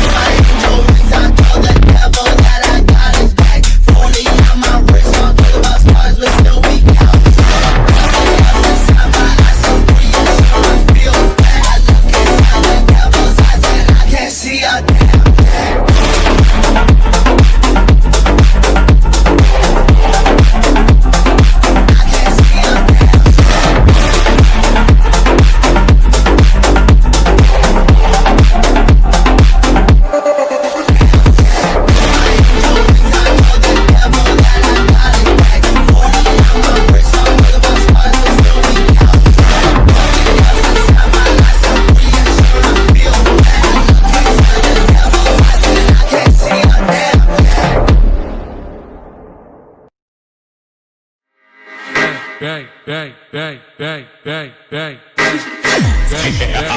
Yo, come on, let's do it up. Down chillin' with the homies, that'll be a go. Got a bad chicken in the what the going up? Better bring her up, while you looking like a stab. Put you in a car fight, like, better get the fuck up. But another round, cause you get a fuck up. I'ma put you in the dirt, cause I ain't gonna find you a bad luck. Go on, nigga, come on, let's go really up. Yo, come on, let's go really up. I'ma put you in the dirt, come on, let's go really up. Yo, come on, let's go really up. I'ma hit the dirt, come on, let's go really up. Yo, come on, let's go really up. I'ma put you in the dirt, come on, let's go really up. Yo, come on, let's go really up. I'ma hit the jerk, let's go really I just wanna hit the bar, I just wanna be the best, I just wanna get all. I ain't never trusted anybody else in my love. Yo, I don't go with my try, I just wanna go. You know I'm on the road, but you're making so much cash, I can't see the flow. Yeah, 0 to 100, you know I'm about to blow. John Cena, you better hide your fucking face. You some motherfucker, I gaze in every place. You some fake, but you better get it safe, cause I'm fitting here all late, everybody is safe. In Tokyo, with an old green fit, no decker. Shady in cars, but you know I'm fucking retro. If you wanna fucking take it to my bedroom, pop a fucking bean and I ain't talking panto. City lights, but you know I'm in a trance. She's a fucking toss, so I drop my pants. Made it got, she got all of my songs, so I took it to her bed. Yeah, let's go really hard. Yo, come on, let's go really hard. I'ma put you in the dirt, come on, let's go really hard. Yo, come on, let's go really hard. I'ma hit the fucking jerk, come on, let's go really hard. Yo, come on, let's go really hard. I'ma put you in the dirt, come on, let's go really hard. Yo, come on, let's go really hard. I'ma hit the fucking jerk, come on, let's go really hard.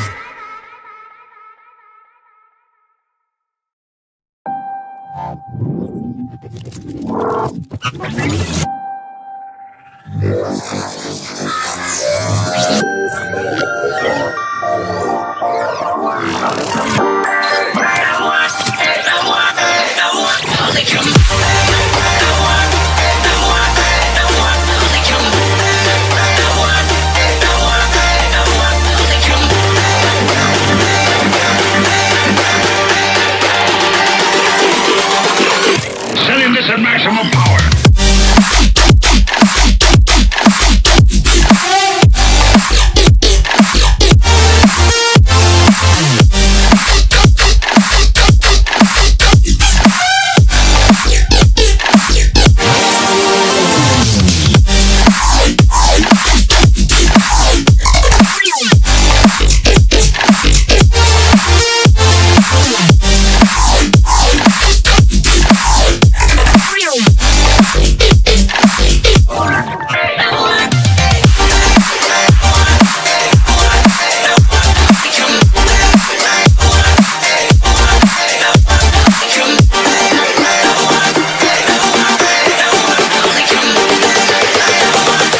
Laser and charged particle beam weapons.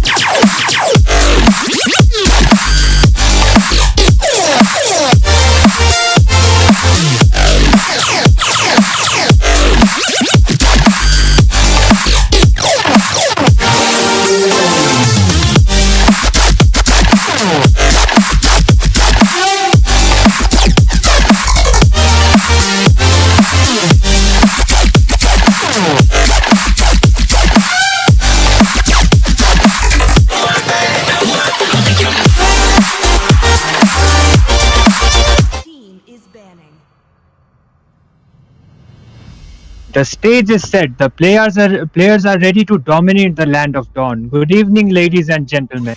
Welcome back to the Masters Challenge Season 1, brought to you by Esport Legend.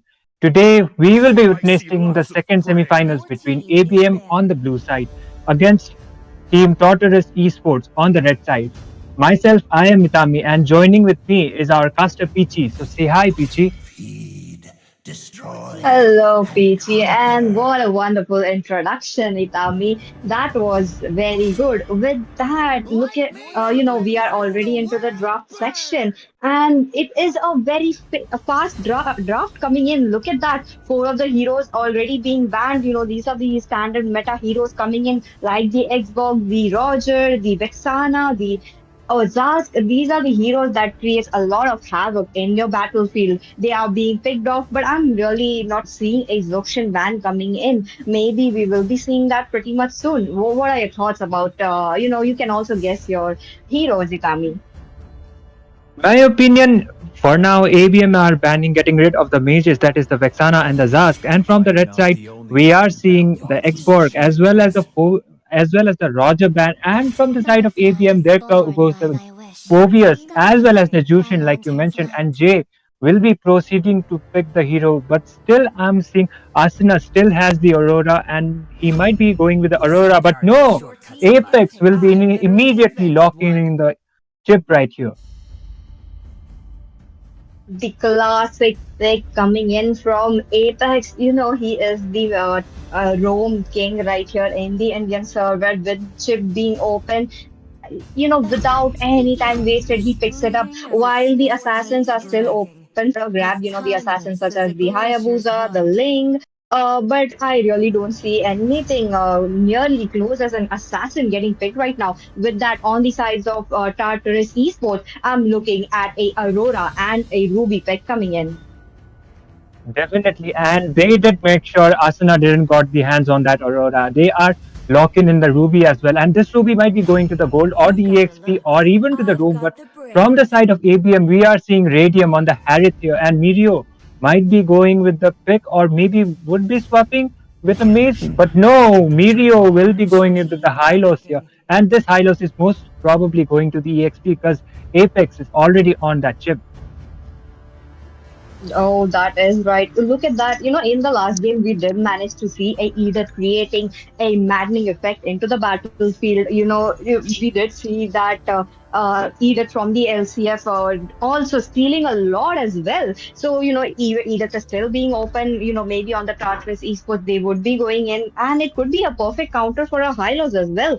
Mirio is an EXP player, so we all know that Hylos would be going towards the EXP lane. With that, Radium also joining him on the goal lane. That the Harriet pick, I really want to see what will be his counter for him. This Lolita pick is really gonna be good. They are making sure they are not going with the Edith here, the ABM. So the Lolita's shield can even deflect the Edith's ultimate form, the marksman form, and the Lolita pick seems to be really good. But I don't think she would be going with a revitalized. And we are seeing something really unusual on the bans. There goes the Yin. But we know Jay has been picking Yin as the jungle as well, and he has by far been doing good with Yin too. Your team is banning.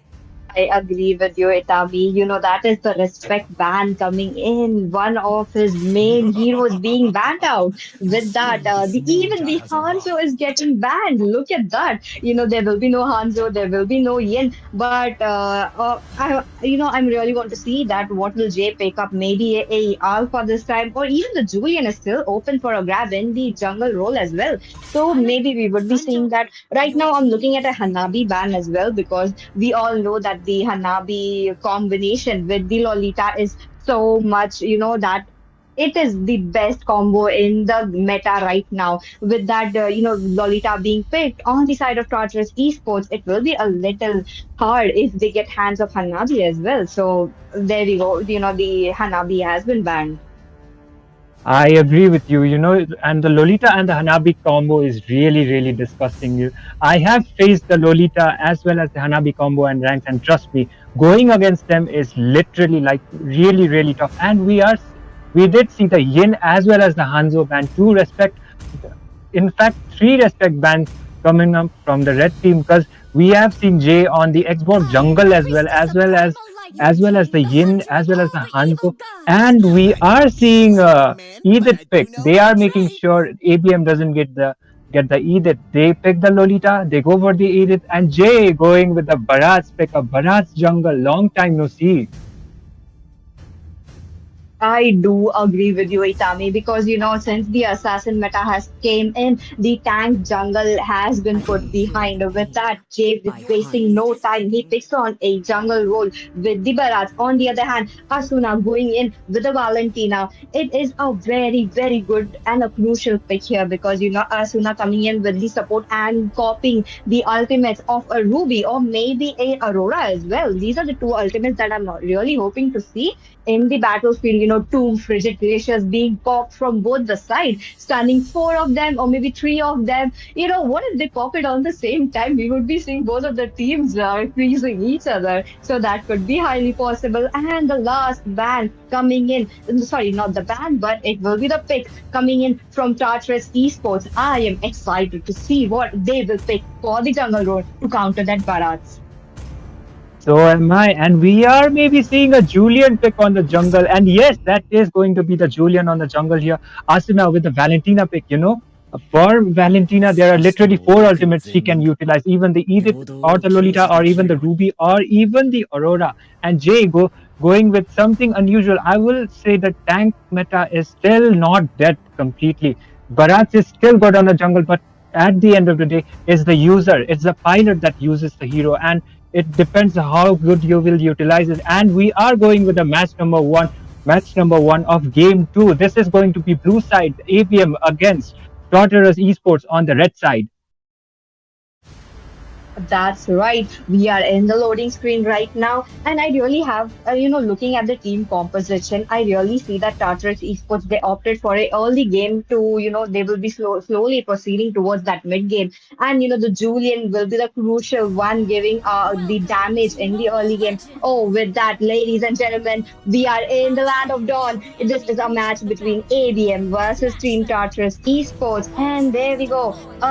Both the teams will be fighting a spot in the finals for tomorrow. Definitely, and Team LCF have already secured their spot on the grand finals, and it's either going to be ABM or Tortoise Esports. Or meanwhile, Lolita with a revitalized being forced out just now, and Aurora just trying to poke the Valentina here. Nothing much was done. AP just making sure he is poking the Aurora here, and he is making sure they are getting the vision as well. Lolita will not be able to deal any amount of damage here, and Bharat just doing regular farm for now.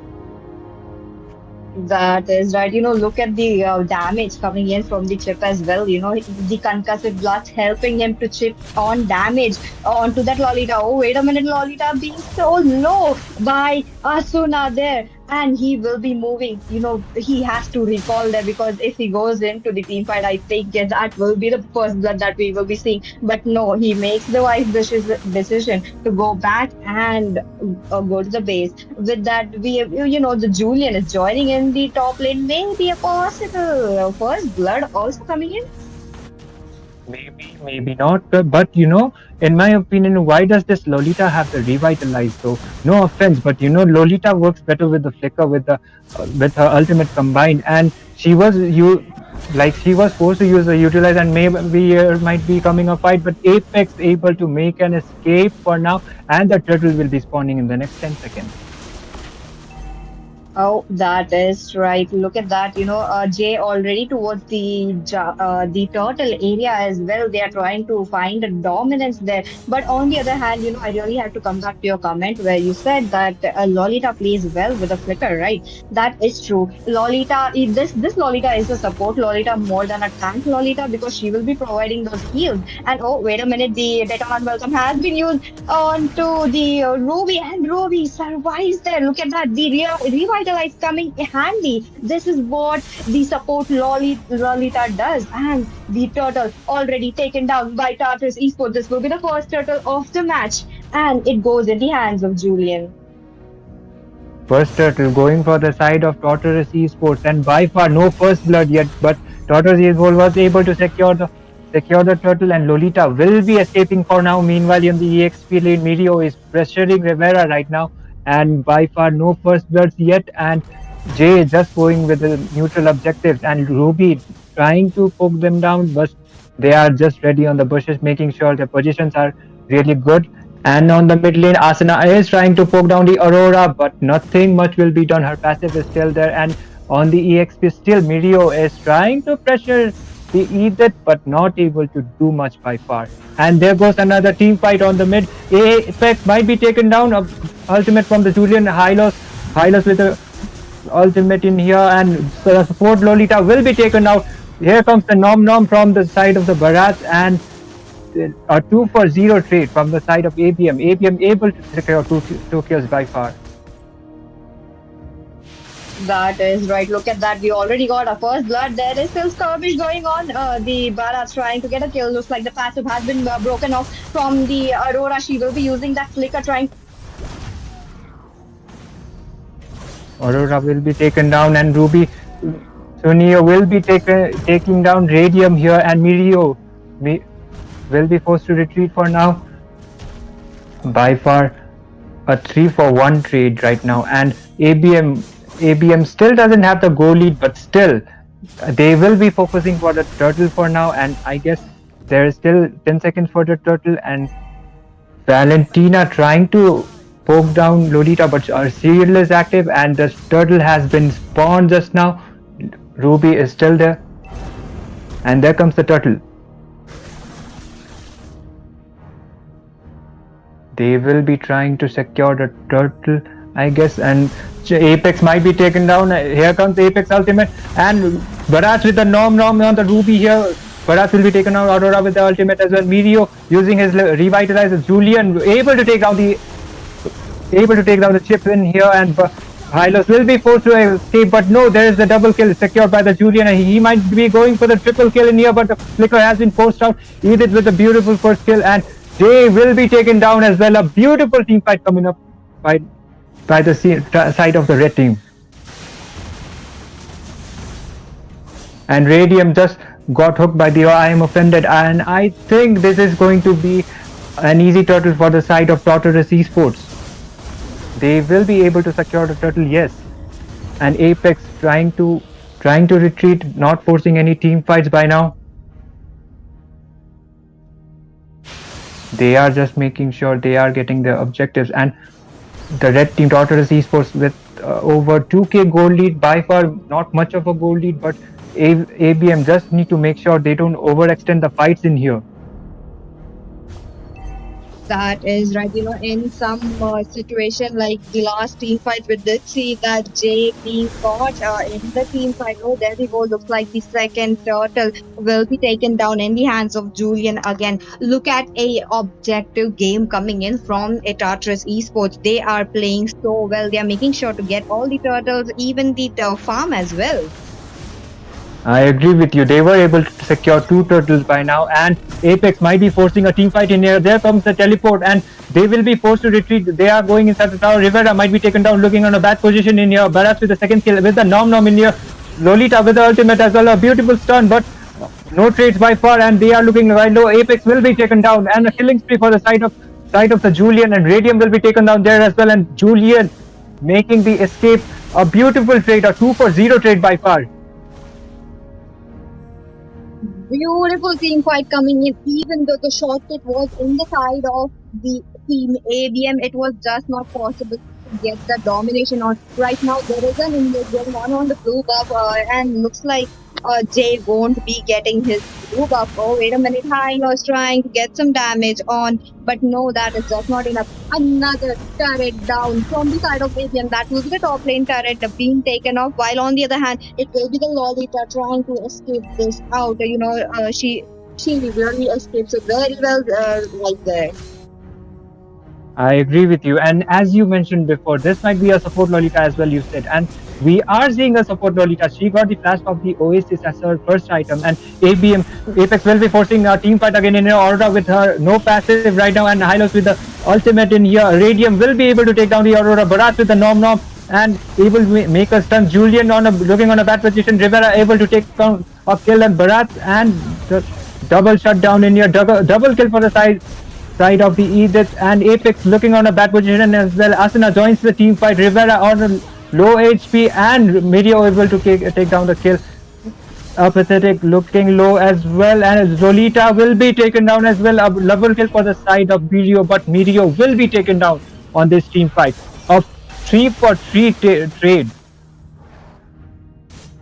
Oh my god, look at the damage coming in from Rivera. You know that the Edith is unstoppable with the Primal Wrath on her side. She has been doing so well. On the other hand, even though the shortcut was played right on time, it was unfortunately the Aurora was taken off early in the fight. She is right now positioning herself in a way that she can catch at least one of the members. Oh, there we go, the enhanced knockup coming in. Maybe it is the the Apex in trouble. Oh, wait a minute, looks like he will be surviving this. The Zaman force being popped off, the Primal Wrath coming in as well. It will be the shutdown for Sunio in this team fight, but no, the team fight still flag goes on. The Lord is very much low, and on the other hand, the Lord has been taken by the Julian. Jay was taken off right before the Lord was slain. What a team fight just came up. Apex was able to retreat on low HP. He just used his ultimate, the teleport, and he was able to make an escape, but still the red team, Tortoise Esports, was able to secure the Lord in here. This will be a level 1 Lord. Looks like the Lord is already marching in, and there is there are still objectives being taken from the side of Radium in the top lane. Sorry, not the top, but the bot lane. While Radium is alone right now, he might be caught off guard there by the Edith, but they are all moving towards the mid lane. Mid lane being one of the important turrets. Radium, look at them, they are defending it very well. I agree with you. They will just try to take down the Lord for now. No force team fights by far. Medio trying to poke the Lolita here, but he will be going back for now. Apex is still there. If he is getting on a bad position, then he will be using his teleport. I guess he still has his ultimate, and Radium just making sure he takes down the Lord, and by this is going to be no towers yet by far, and this Lord might have been quite of a waste maybe. And Hylos with a glorious pathway trying to initiate a team fight in here. Big team fight coming up. Aurora with her no passive, and Karas with the nom in here, and Aurora will be taken down for the hands of Bharat, and Edith with the 3-man knock-off in here.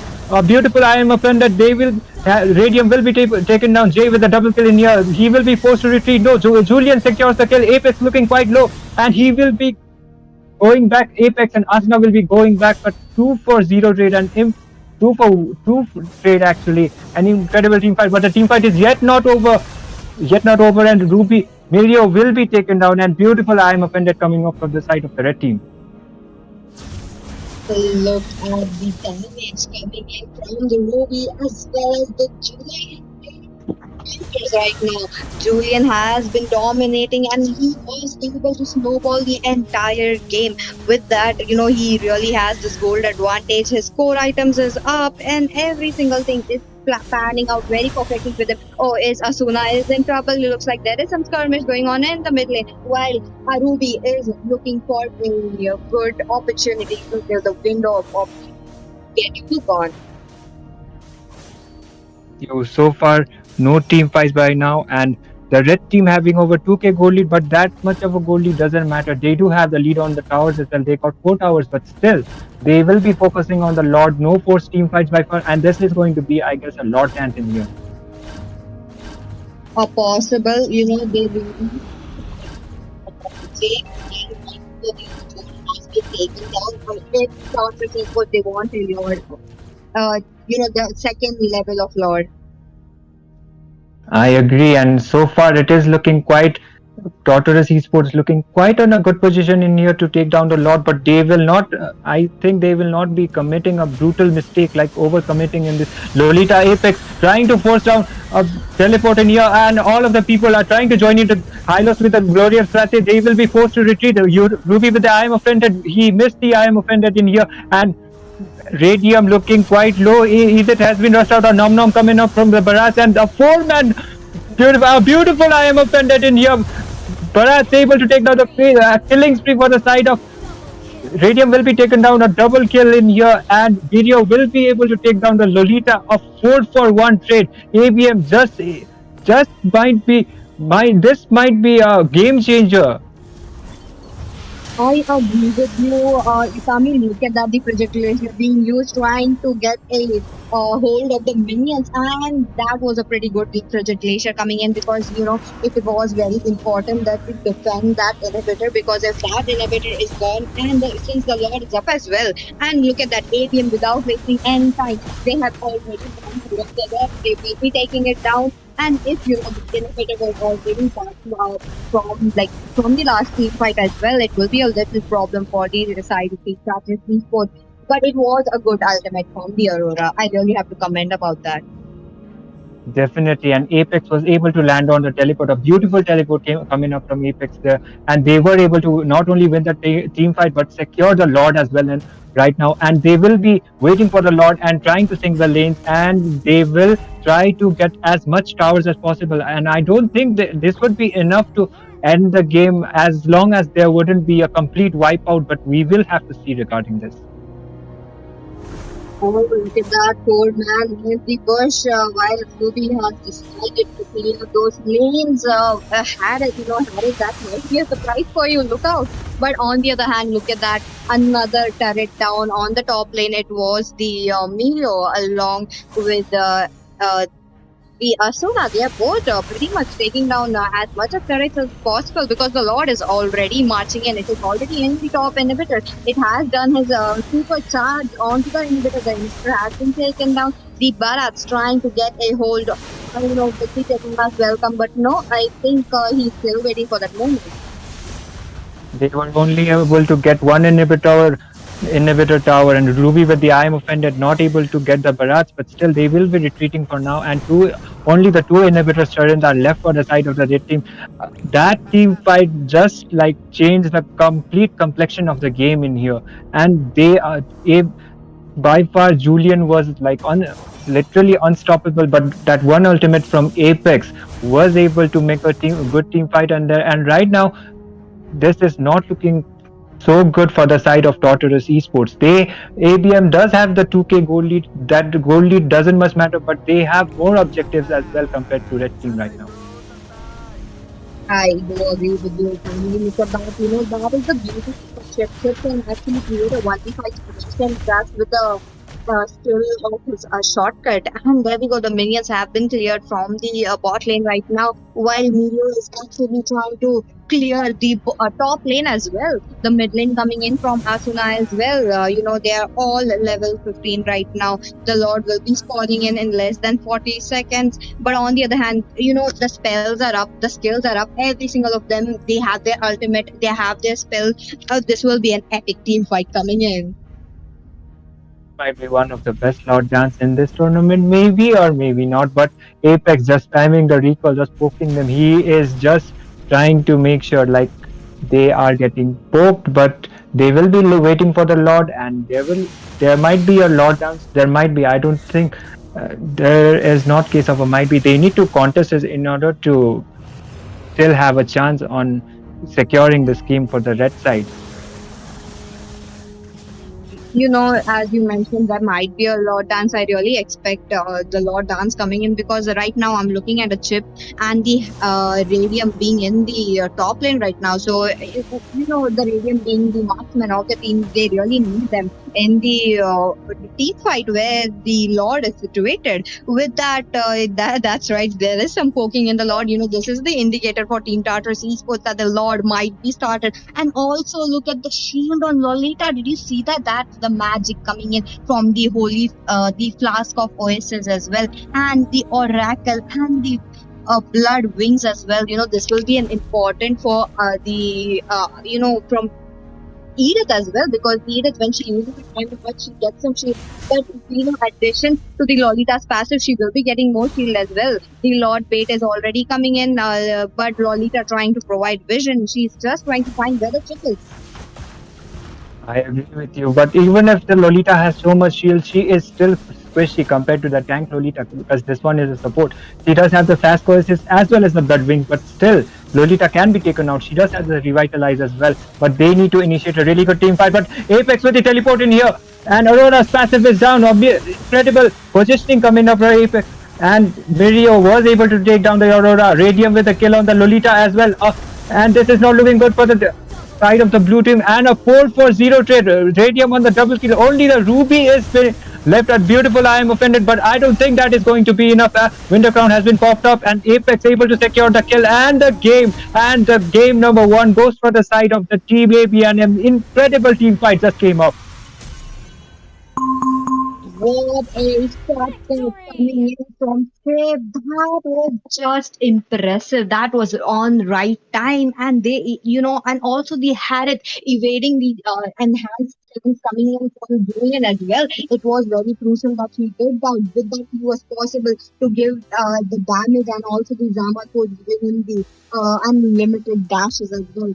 With that, looks like it will be you're sweeping up the MVP for the game 1 with a KDA of 4-3-14. Look at her, with the Clock of Destiny as well as Thunder Belt as well. He has been providing that tankiness in the game. I agree with you, and Mirio was able to initiate so many team fights with Apex.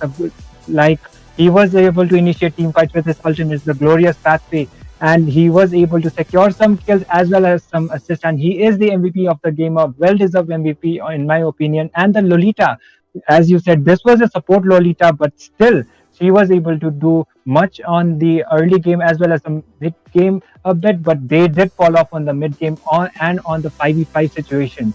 So we will be back with game 2, guys, and right now ABM is leading with 1-0. Can Tortoise Esports pull off a reverse sweep? Stay tuned. We will be back.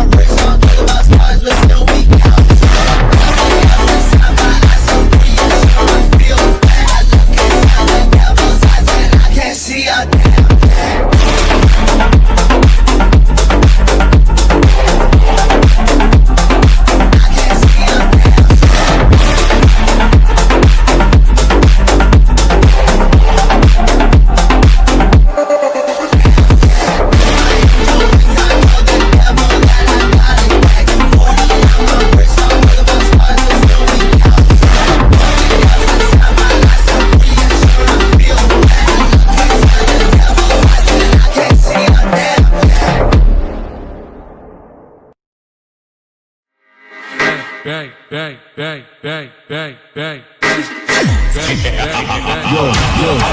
Come on, let's go really up. Down chillin' with the homies that'll really go. Got a bad chicken in the what the going up? Better rig her up while you looking like a stab. Put you in a car fight. Like, better get the fuck up. But another round, cause you getting fucked up. I'ma put you in the dirt, cause I ain't gonna find you a bad luck. Come on, let's go really up. Yo, come on, let's go really up. I'ma put you in the dirt. Come on, let's go really up. Yo, come on, let's go really up. I'ma hit the jerk. Come on, let's go really up. Yo, come on, let's go really up. I'ma put you in the dirt. Come on, let's go really up. Yo, come on, let's go really up. I'ma hit the jerk. Come on, let's go really up. But I just wanna hit the bar. I just wanna be the best. I just wanna get up. I ain't never trusting anybody else in my love. Yo, I don't go with my shot. I just wanna go. You know I'm on the road, but you're making so much cash. I can't see the clock. Yeah, 0 to 100. You know I'm about to blow. John Cena, you better hide your fucking face. He's a motherfucker. I guess in every place. He's a fake, but you better. So guys, we are back with game number 2 here between ABM and Tortoise Esports, and this time ABM will be taking the red side and the Tortoise Esports will be going to the blue side in here. They are going with the regular bans, that is the Roger. They are getting rid of the Roger here. Myself, Vitami, and my caster here is none other than Peachy. Hello, everyone. You guys are tuned in into the second match, and with that, looks like ABM will be cleaning up the first match, and they will be taking up the victory. Since this is a best of three match, we are yet to see two more matches, or maybe one. ABM is able to win this one, or will the tables turn and Tartarus Esports get the victory? Anything could be possible. So stay tuned. We are back with another match. And as you mentioned in the first match, we were able to see that Jay's comfort heroes like the Roger, the Hanzo, the Xbox getting banned, and even in this game, we are looking at the same draft as well. Look at that, the Xbox being banned, the Roger being also banned again. Maybe we will be seeing a Hanzo ban as well. What do you think about that, Itami? That most probably might be the case. Like we know, Jay is an absolute menace on those jungle heroes, and they are getting rid of the Roger as well as the Xborg in here, and we might be seeing a Hanzo ban from the side of the blue team again, and ABM with the regular Jushin ban by far, and I guess they will be going with the regular bans, no respect bans by far.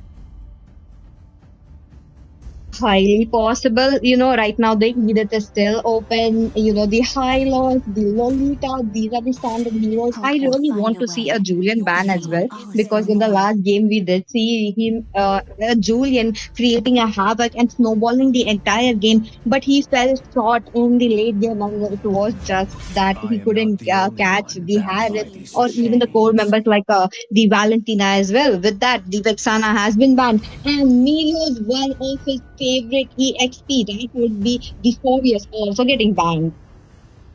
The Phobius is getting banned as well. I agree. And Mirio, we do know Mirio likes picking Phobius, and they are getting rid of the Phobius. But from the side of ABM, we are seeing two mages banned, and it is the Vexana and the Jushin. By far, no respect bans, in my opinion. But we need to see, they will be proceeding with the.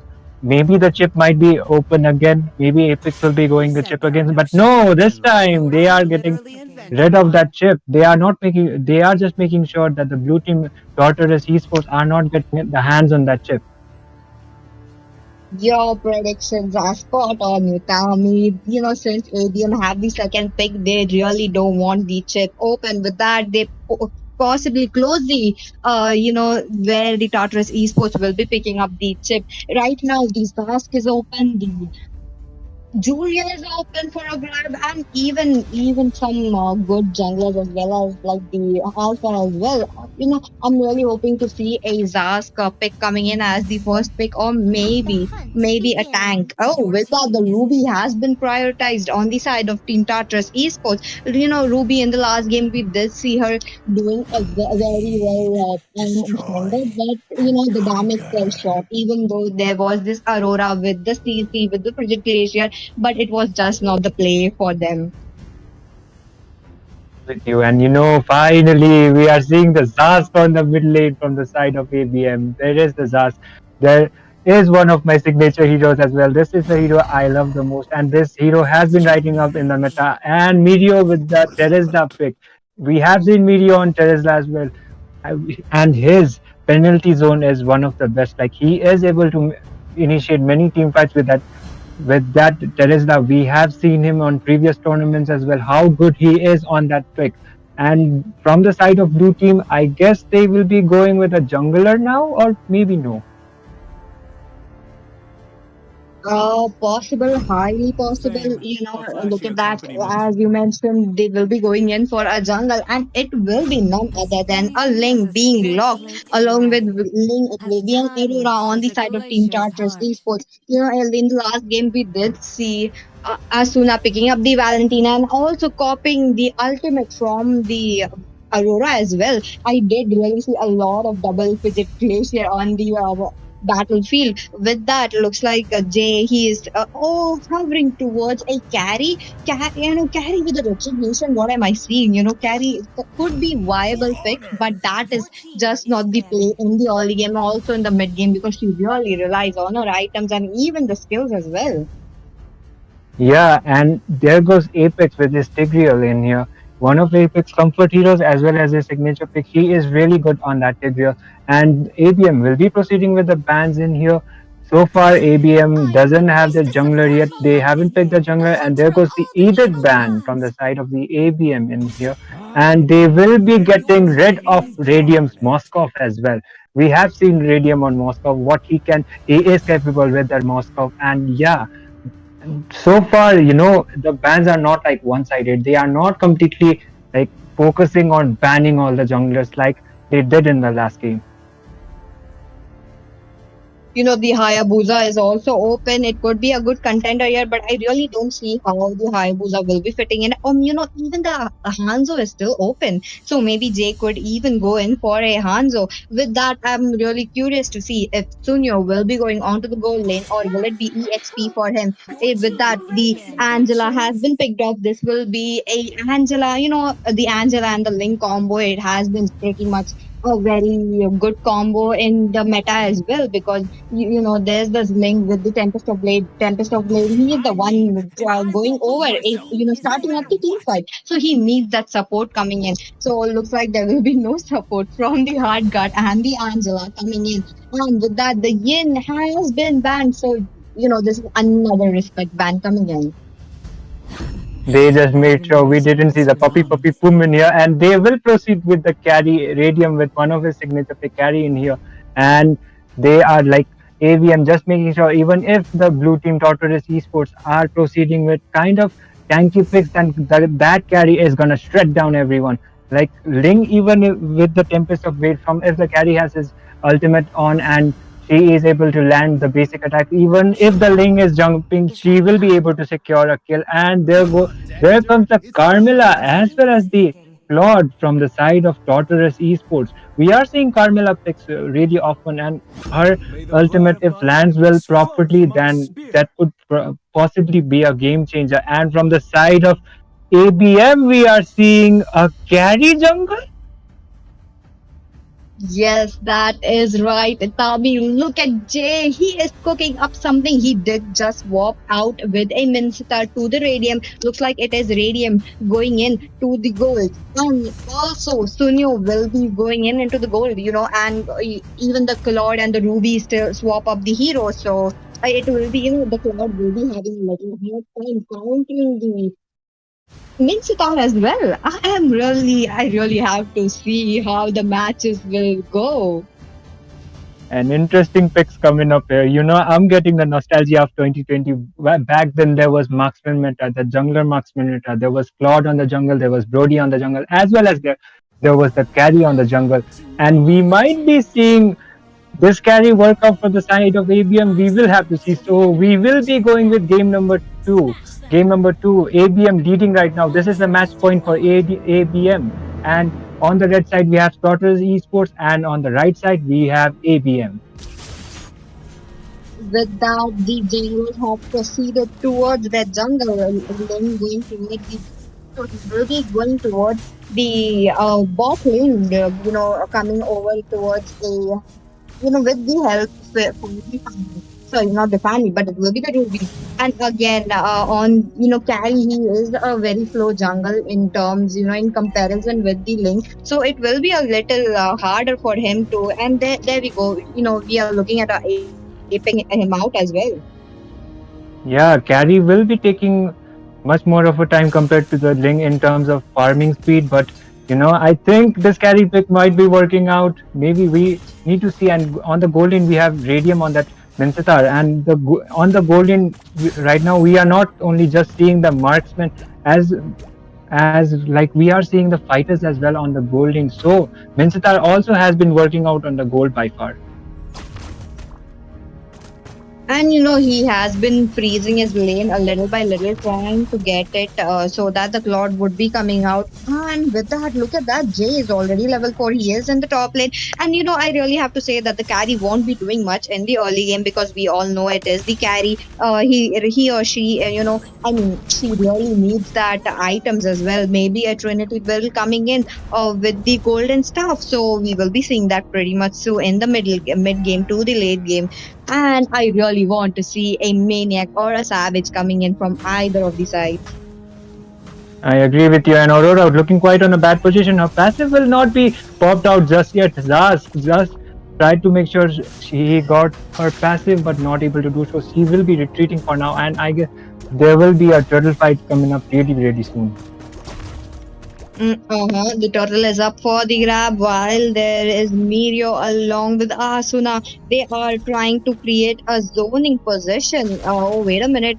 Look at that. The Carmilla being pushed off and zoned by the Zask already. Oh, wait a minute. There might be a. Oh, look at that. The implosion coming in from the Tigreal onto that Ruby. Looks like the King's Folly also being the landed on the penalty zone, connecting onto the one member. The Frigid Glacier has been used, and the Curse of Blood as well. It will be connecting on to 5 members. And there we go. It will be the pun going down in the hands of Terizla. Mirio is not having, giving up. He's not giving up. He really wants that, and he was there in every single fight, giving up damage.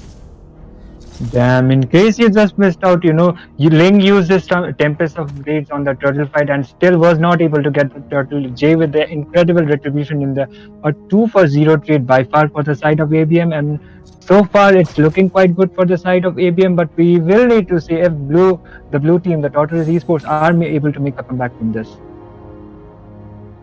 We are still in the early game, so it will be a slow and steady game because we all know that the carry will be heading, they really, Team ABM will be leading that late game as well. Oh, wait a minute, looks like the spinning wheel calling coming in with the blazing duet does not do much, but it does kills out the Mincitar, catching in a very bad position. On the other hand, it is also the carry or trying to zone out. Oh, wait a minute, the dominators descent have been used in a very bad position, also with the implosion as well. Oh, and the Tempest of Blade connecting on to Asuna. He will be going down here along with Sunyo.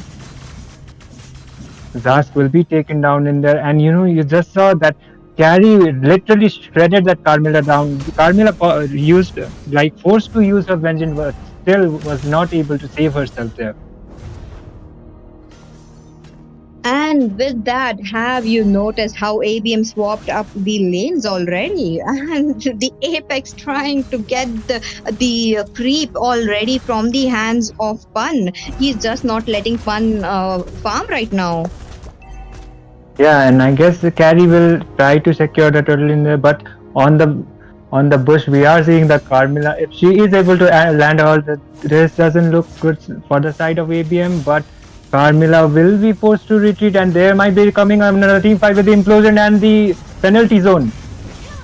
Oh, there we go. That is the penalty zone connecting onto 2 members. With that, the J already takes up the turtles. The Curse of Blood connecting on to 3 members as well. It will be the carry going down after taking the turtle, and the Tempest of Blade being placed in a very good position. Will Apex be in trouble here? He already retreated onto the turret, trying to recall, and with that, he successfully escapes. Yeah, and Claude will be escaping from Mirio as well. Mirio is quite low. He might have to recall there, and by far ABM does have the goal lead. Does have slight of a goal lead of 1-for-0 towers. Blue team Tortoise Esports did got the 1 tower, but still ABM does look like they have the upper hand in this match. That is right. They are trying to get their farm up, and with that, I really have to say how the Mincitar has been coming towards the turtle every single time, helping out the J, and with that, and the King's Calling being very, how do you say? It is very beneficial for the team fight, and with that, the minions are pouring in. Both the teams. They are just trying to clear it out, while the Apex, along with Asuna, they are actively trying to find Claude. I agree, and they are making sure they got the pressure on that Claude. Claude is trying to clear out his ring, and there comes another team fight. Carmilla with the ultimate, Aura with the ultimate as well.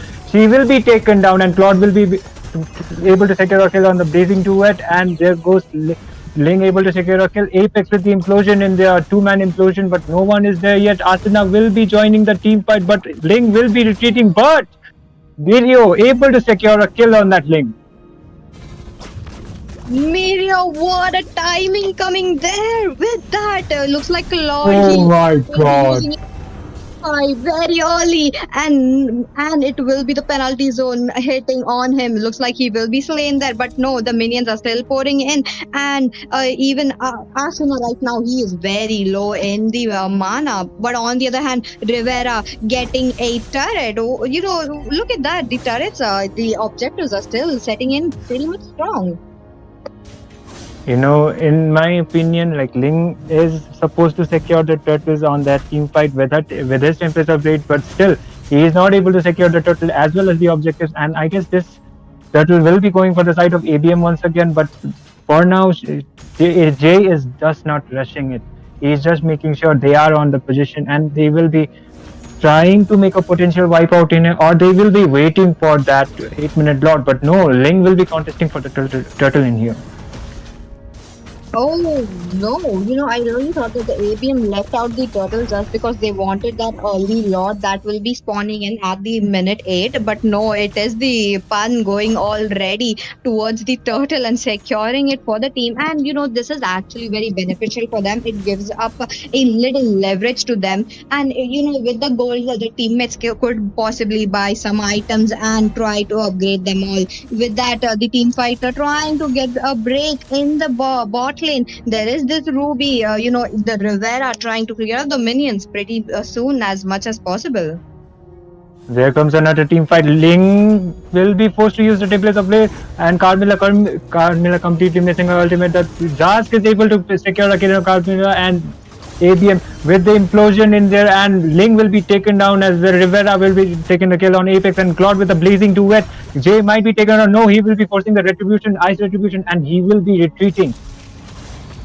He manages to leave the battlefield with the sliver of Reche. Oh, wait a minute. There is the two-man penalty zone coming in. Looks like the first victim for this team fight would be the Ruby going down in the hands of Minsitar. But no, team ABM, they are looking out for the minions, possibly trying to take the mid lane. They right now, they retreat towards the top lane. The Teresla going towards the top lane. But on the other hand, it is the Minsitar as well as the Zask zoning the bushes out as well. Definitely, and for now they are not forcing any team fights by far, and the bot lane might be gone in here. The bot lane is gone. Asuna looking on a bad position here. I think he doesn't have his ultimate. Carmilla with the ultimate, but Zask will be forcing out his ultimate. Apex trying to make a concealed play. Zask is able to secure a kill on that Carmilla though. Look at that. Ling already going in, trying to get a kill onto the Asuna, and he successfully gets that with the Tempest of Blade. But no, it looks like he will be going down in the hands of Radium. Oh, with that, the Lord will be spawning in. And look at that, the Lord is already in. On the other hand, Apex, Asuna, as well as sorry, not Asuna, but Radium and Jay, they are already trying to get a early Lord. I agree, and Ling just got taken out. He tried to secure a kill on Zask, not knowing there were 3 people surrounding him, and Claude with the blazing duet in here trying to make in a play. Jay might be taken out. No, Jay will be taking down that Claude. The blazing duet came up, but the Claude was unable to secure any kill, but he will be taken down instead. Sunyo, oh my god, I really don't know why he went in alone. I mean, he could have gone in with the Ruby if he waited it out for I'm offended coming in from Ruby, but no, he went in alone. He pays the price, the punishment with his life. With that, the mid lane is exposed. The mid lane, the minions are pouring in with a nightmaric spawn. They have been taking it. It is because of flood being missed here. The project glacier connecting onto the Zask, but oh no, Zask evades it with the Dominator's descent, and they are looking for a retreat right now. But on the other hand, the Ling blue has been retreated. The Tempest of Blade being popped in the battlefield along with a Wind of Nature and the blue, blazing duet as well. But oh, wait a minute, it will be the carry getting a kill onto the Sunyo. Was able to secure the kill. The blazing duet is dealing the damage, but not able to secure any kills. He needs to make sure his positioning, like his team follow-ups with him, the Claude. If his team follow-ups there and he is able to deal some damage there, then he might be able to get some members of Team ABN, but by far no one killed. That was a pretty much an early. Oh, wait a minute. Looks like the King's Calling have been used. And with that, it will be Asuna getting a kill onto the Carmilla. While the Carmilla has been picked off very early, just before the Lord has been taken. Oh, no. That is a double kill for the Asuna with the Dominator's Descent. On the other hand, Great has been taken down by Pan. But Pan, he has been taken in a very bad position. Also, the carry has been picked off by the Claude. What is happening right now in the team fight? I agree with you, and this is the 2-for-1 trade by far, but the Link not taken now. Mirio with incredible team fights. He might be taken. Our penalty zone has been forced out. No, cutting no one. Lord was able to make down the escape in there. They will be waiting for the junglers to spawn in order to secure the Lord.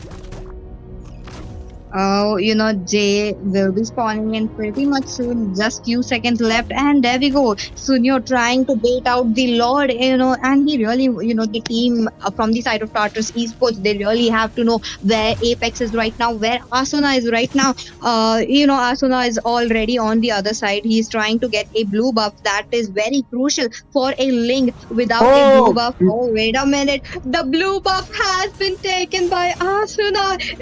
The Link, the Pan does not have a blue buff.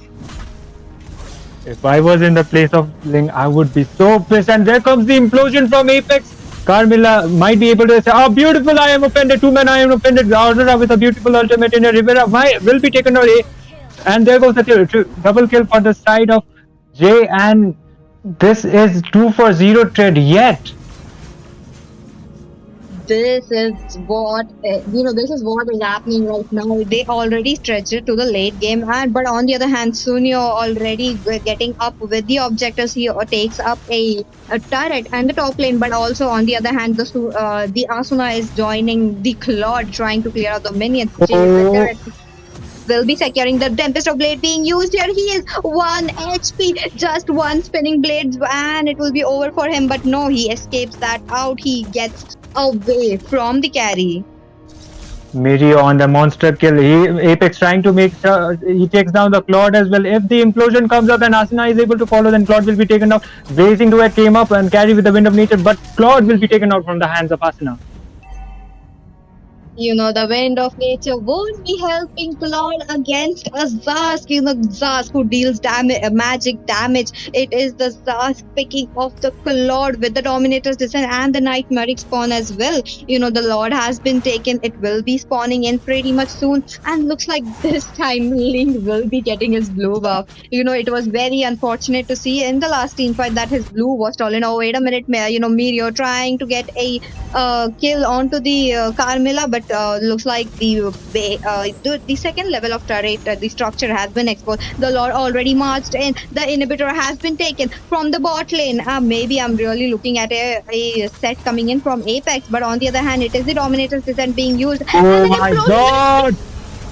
There we go! Mirio with the penalty zone connecting on to two people. It will be Apex going down in the hands of Claude, but it will be a double kill. The Lord has been cleared, but no, the minions are already in. It is a clean sweep for ABM.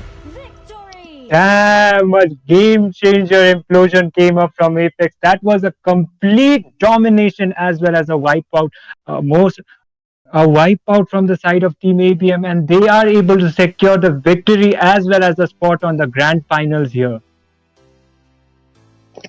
There we go. This is what Apex is known for. That liberty. The set was completed and Asuna as the finisher. Even the King's Calling doing, the Midset are doing its work. Looks like it will be the Asuna picking up the MVP for the second game with a KDA of 11-12. Look at him. And he's been there in every single team fight and dishing out a damage as well. 73,411. That is the damage you really have to see from your mages, guys. Agree. They were able to endure the damage as well. This carry pick was like out of the pocket. Like this was kind of a pocket pick, but still the carry worked out so well in the hands of Jay, and they were able to secure the victory as well. They will be competing in the grand finals tomorrow. And this was the games for today. The radio started finals that you have tuned in, but don't go anywhere. Tomorrow we will be back with a grand finale. This will be a star showdown, a biggest with a bigger stage. Till then, we will be right back. Tomorrow.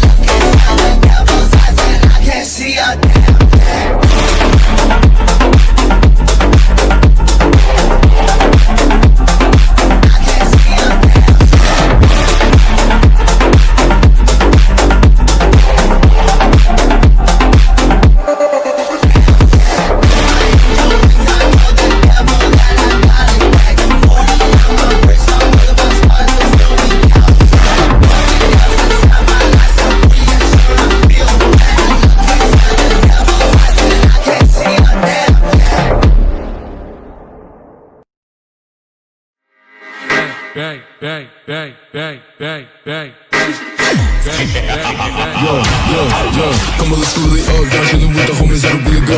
Got it back, chicken in it. What the f going on? Better bring her up. Why you looking like a snap? Put you in a car fight. Like, better get the f up. But another round, cause you get it f up. I'ma put you in the dirt, cause I ain't gonna find you a bad luck. Go on, nigga, come on, let's go really up. Come on, let's go really up. I'ma put you in the dirt. Come on, let's go really up. Come on, let's go really up. I'ma hit the dirt. Come on, let's go really up. Come on, let's go really up. I'ma put you in the dirt. Come on, let's go really up. Come on, let's go really up. I'ma hit the dirt. Come on, let's go really up. I just wanna hit the bar. I just wanna be the best. I just wanna get up. I ain't never chasing anybody else in my love. I don't go with my try. I just wanna go. You know I'm on the road, bitch. I'm making so much cash. I can't see the flow. Yeah, 0 to 100. You know I'm about to blow. John Cena, you better have your fucking face. He's a motherfucker. He's in every place. He's a fake, but you better get it safe. Cause I'm fitting here late. Cause I'm fitting here safe. In Tokyo, with an old green free, no deckers. Shady in cars, but you know I'm fucking retro. If you wanna I can take it to my bedroom. Pop a fucking bean and I ain't talking bento. City lights, but you know I'm in a trance. She's a fucking toss, so I drop my pants. Made it up, she got all of my songs. Yo, took it to the bed, yeah, let's go really hard. Yo, come on, let's go really hard. I'ma put you in the dirt. Come on, let's go really hard. Yo, come on, let's go really hard. I'ma hit the fucking dirt. Come on, let's go really hard. Yo, come on, let's go really hard. I'ma put you in the dirt. Come on, let's go really hard. Yo, come on, let's go really hard. I'ma hit the fucking dirt. Come on, let's go really hard.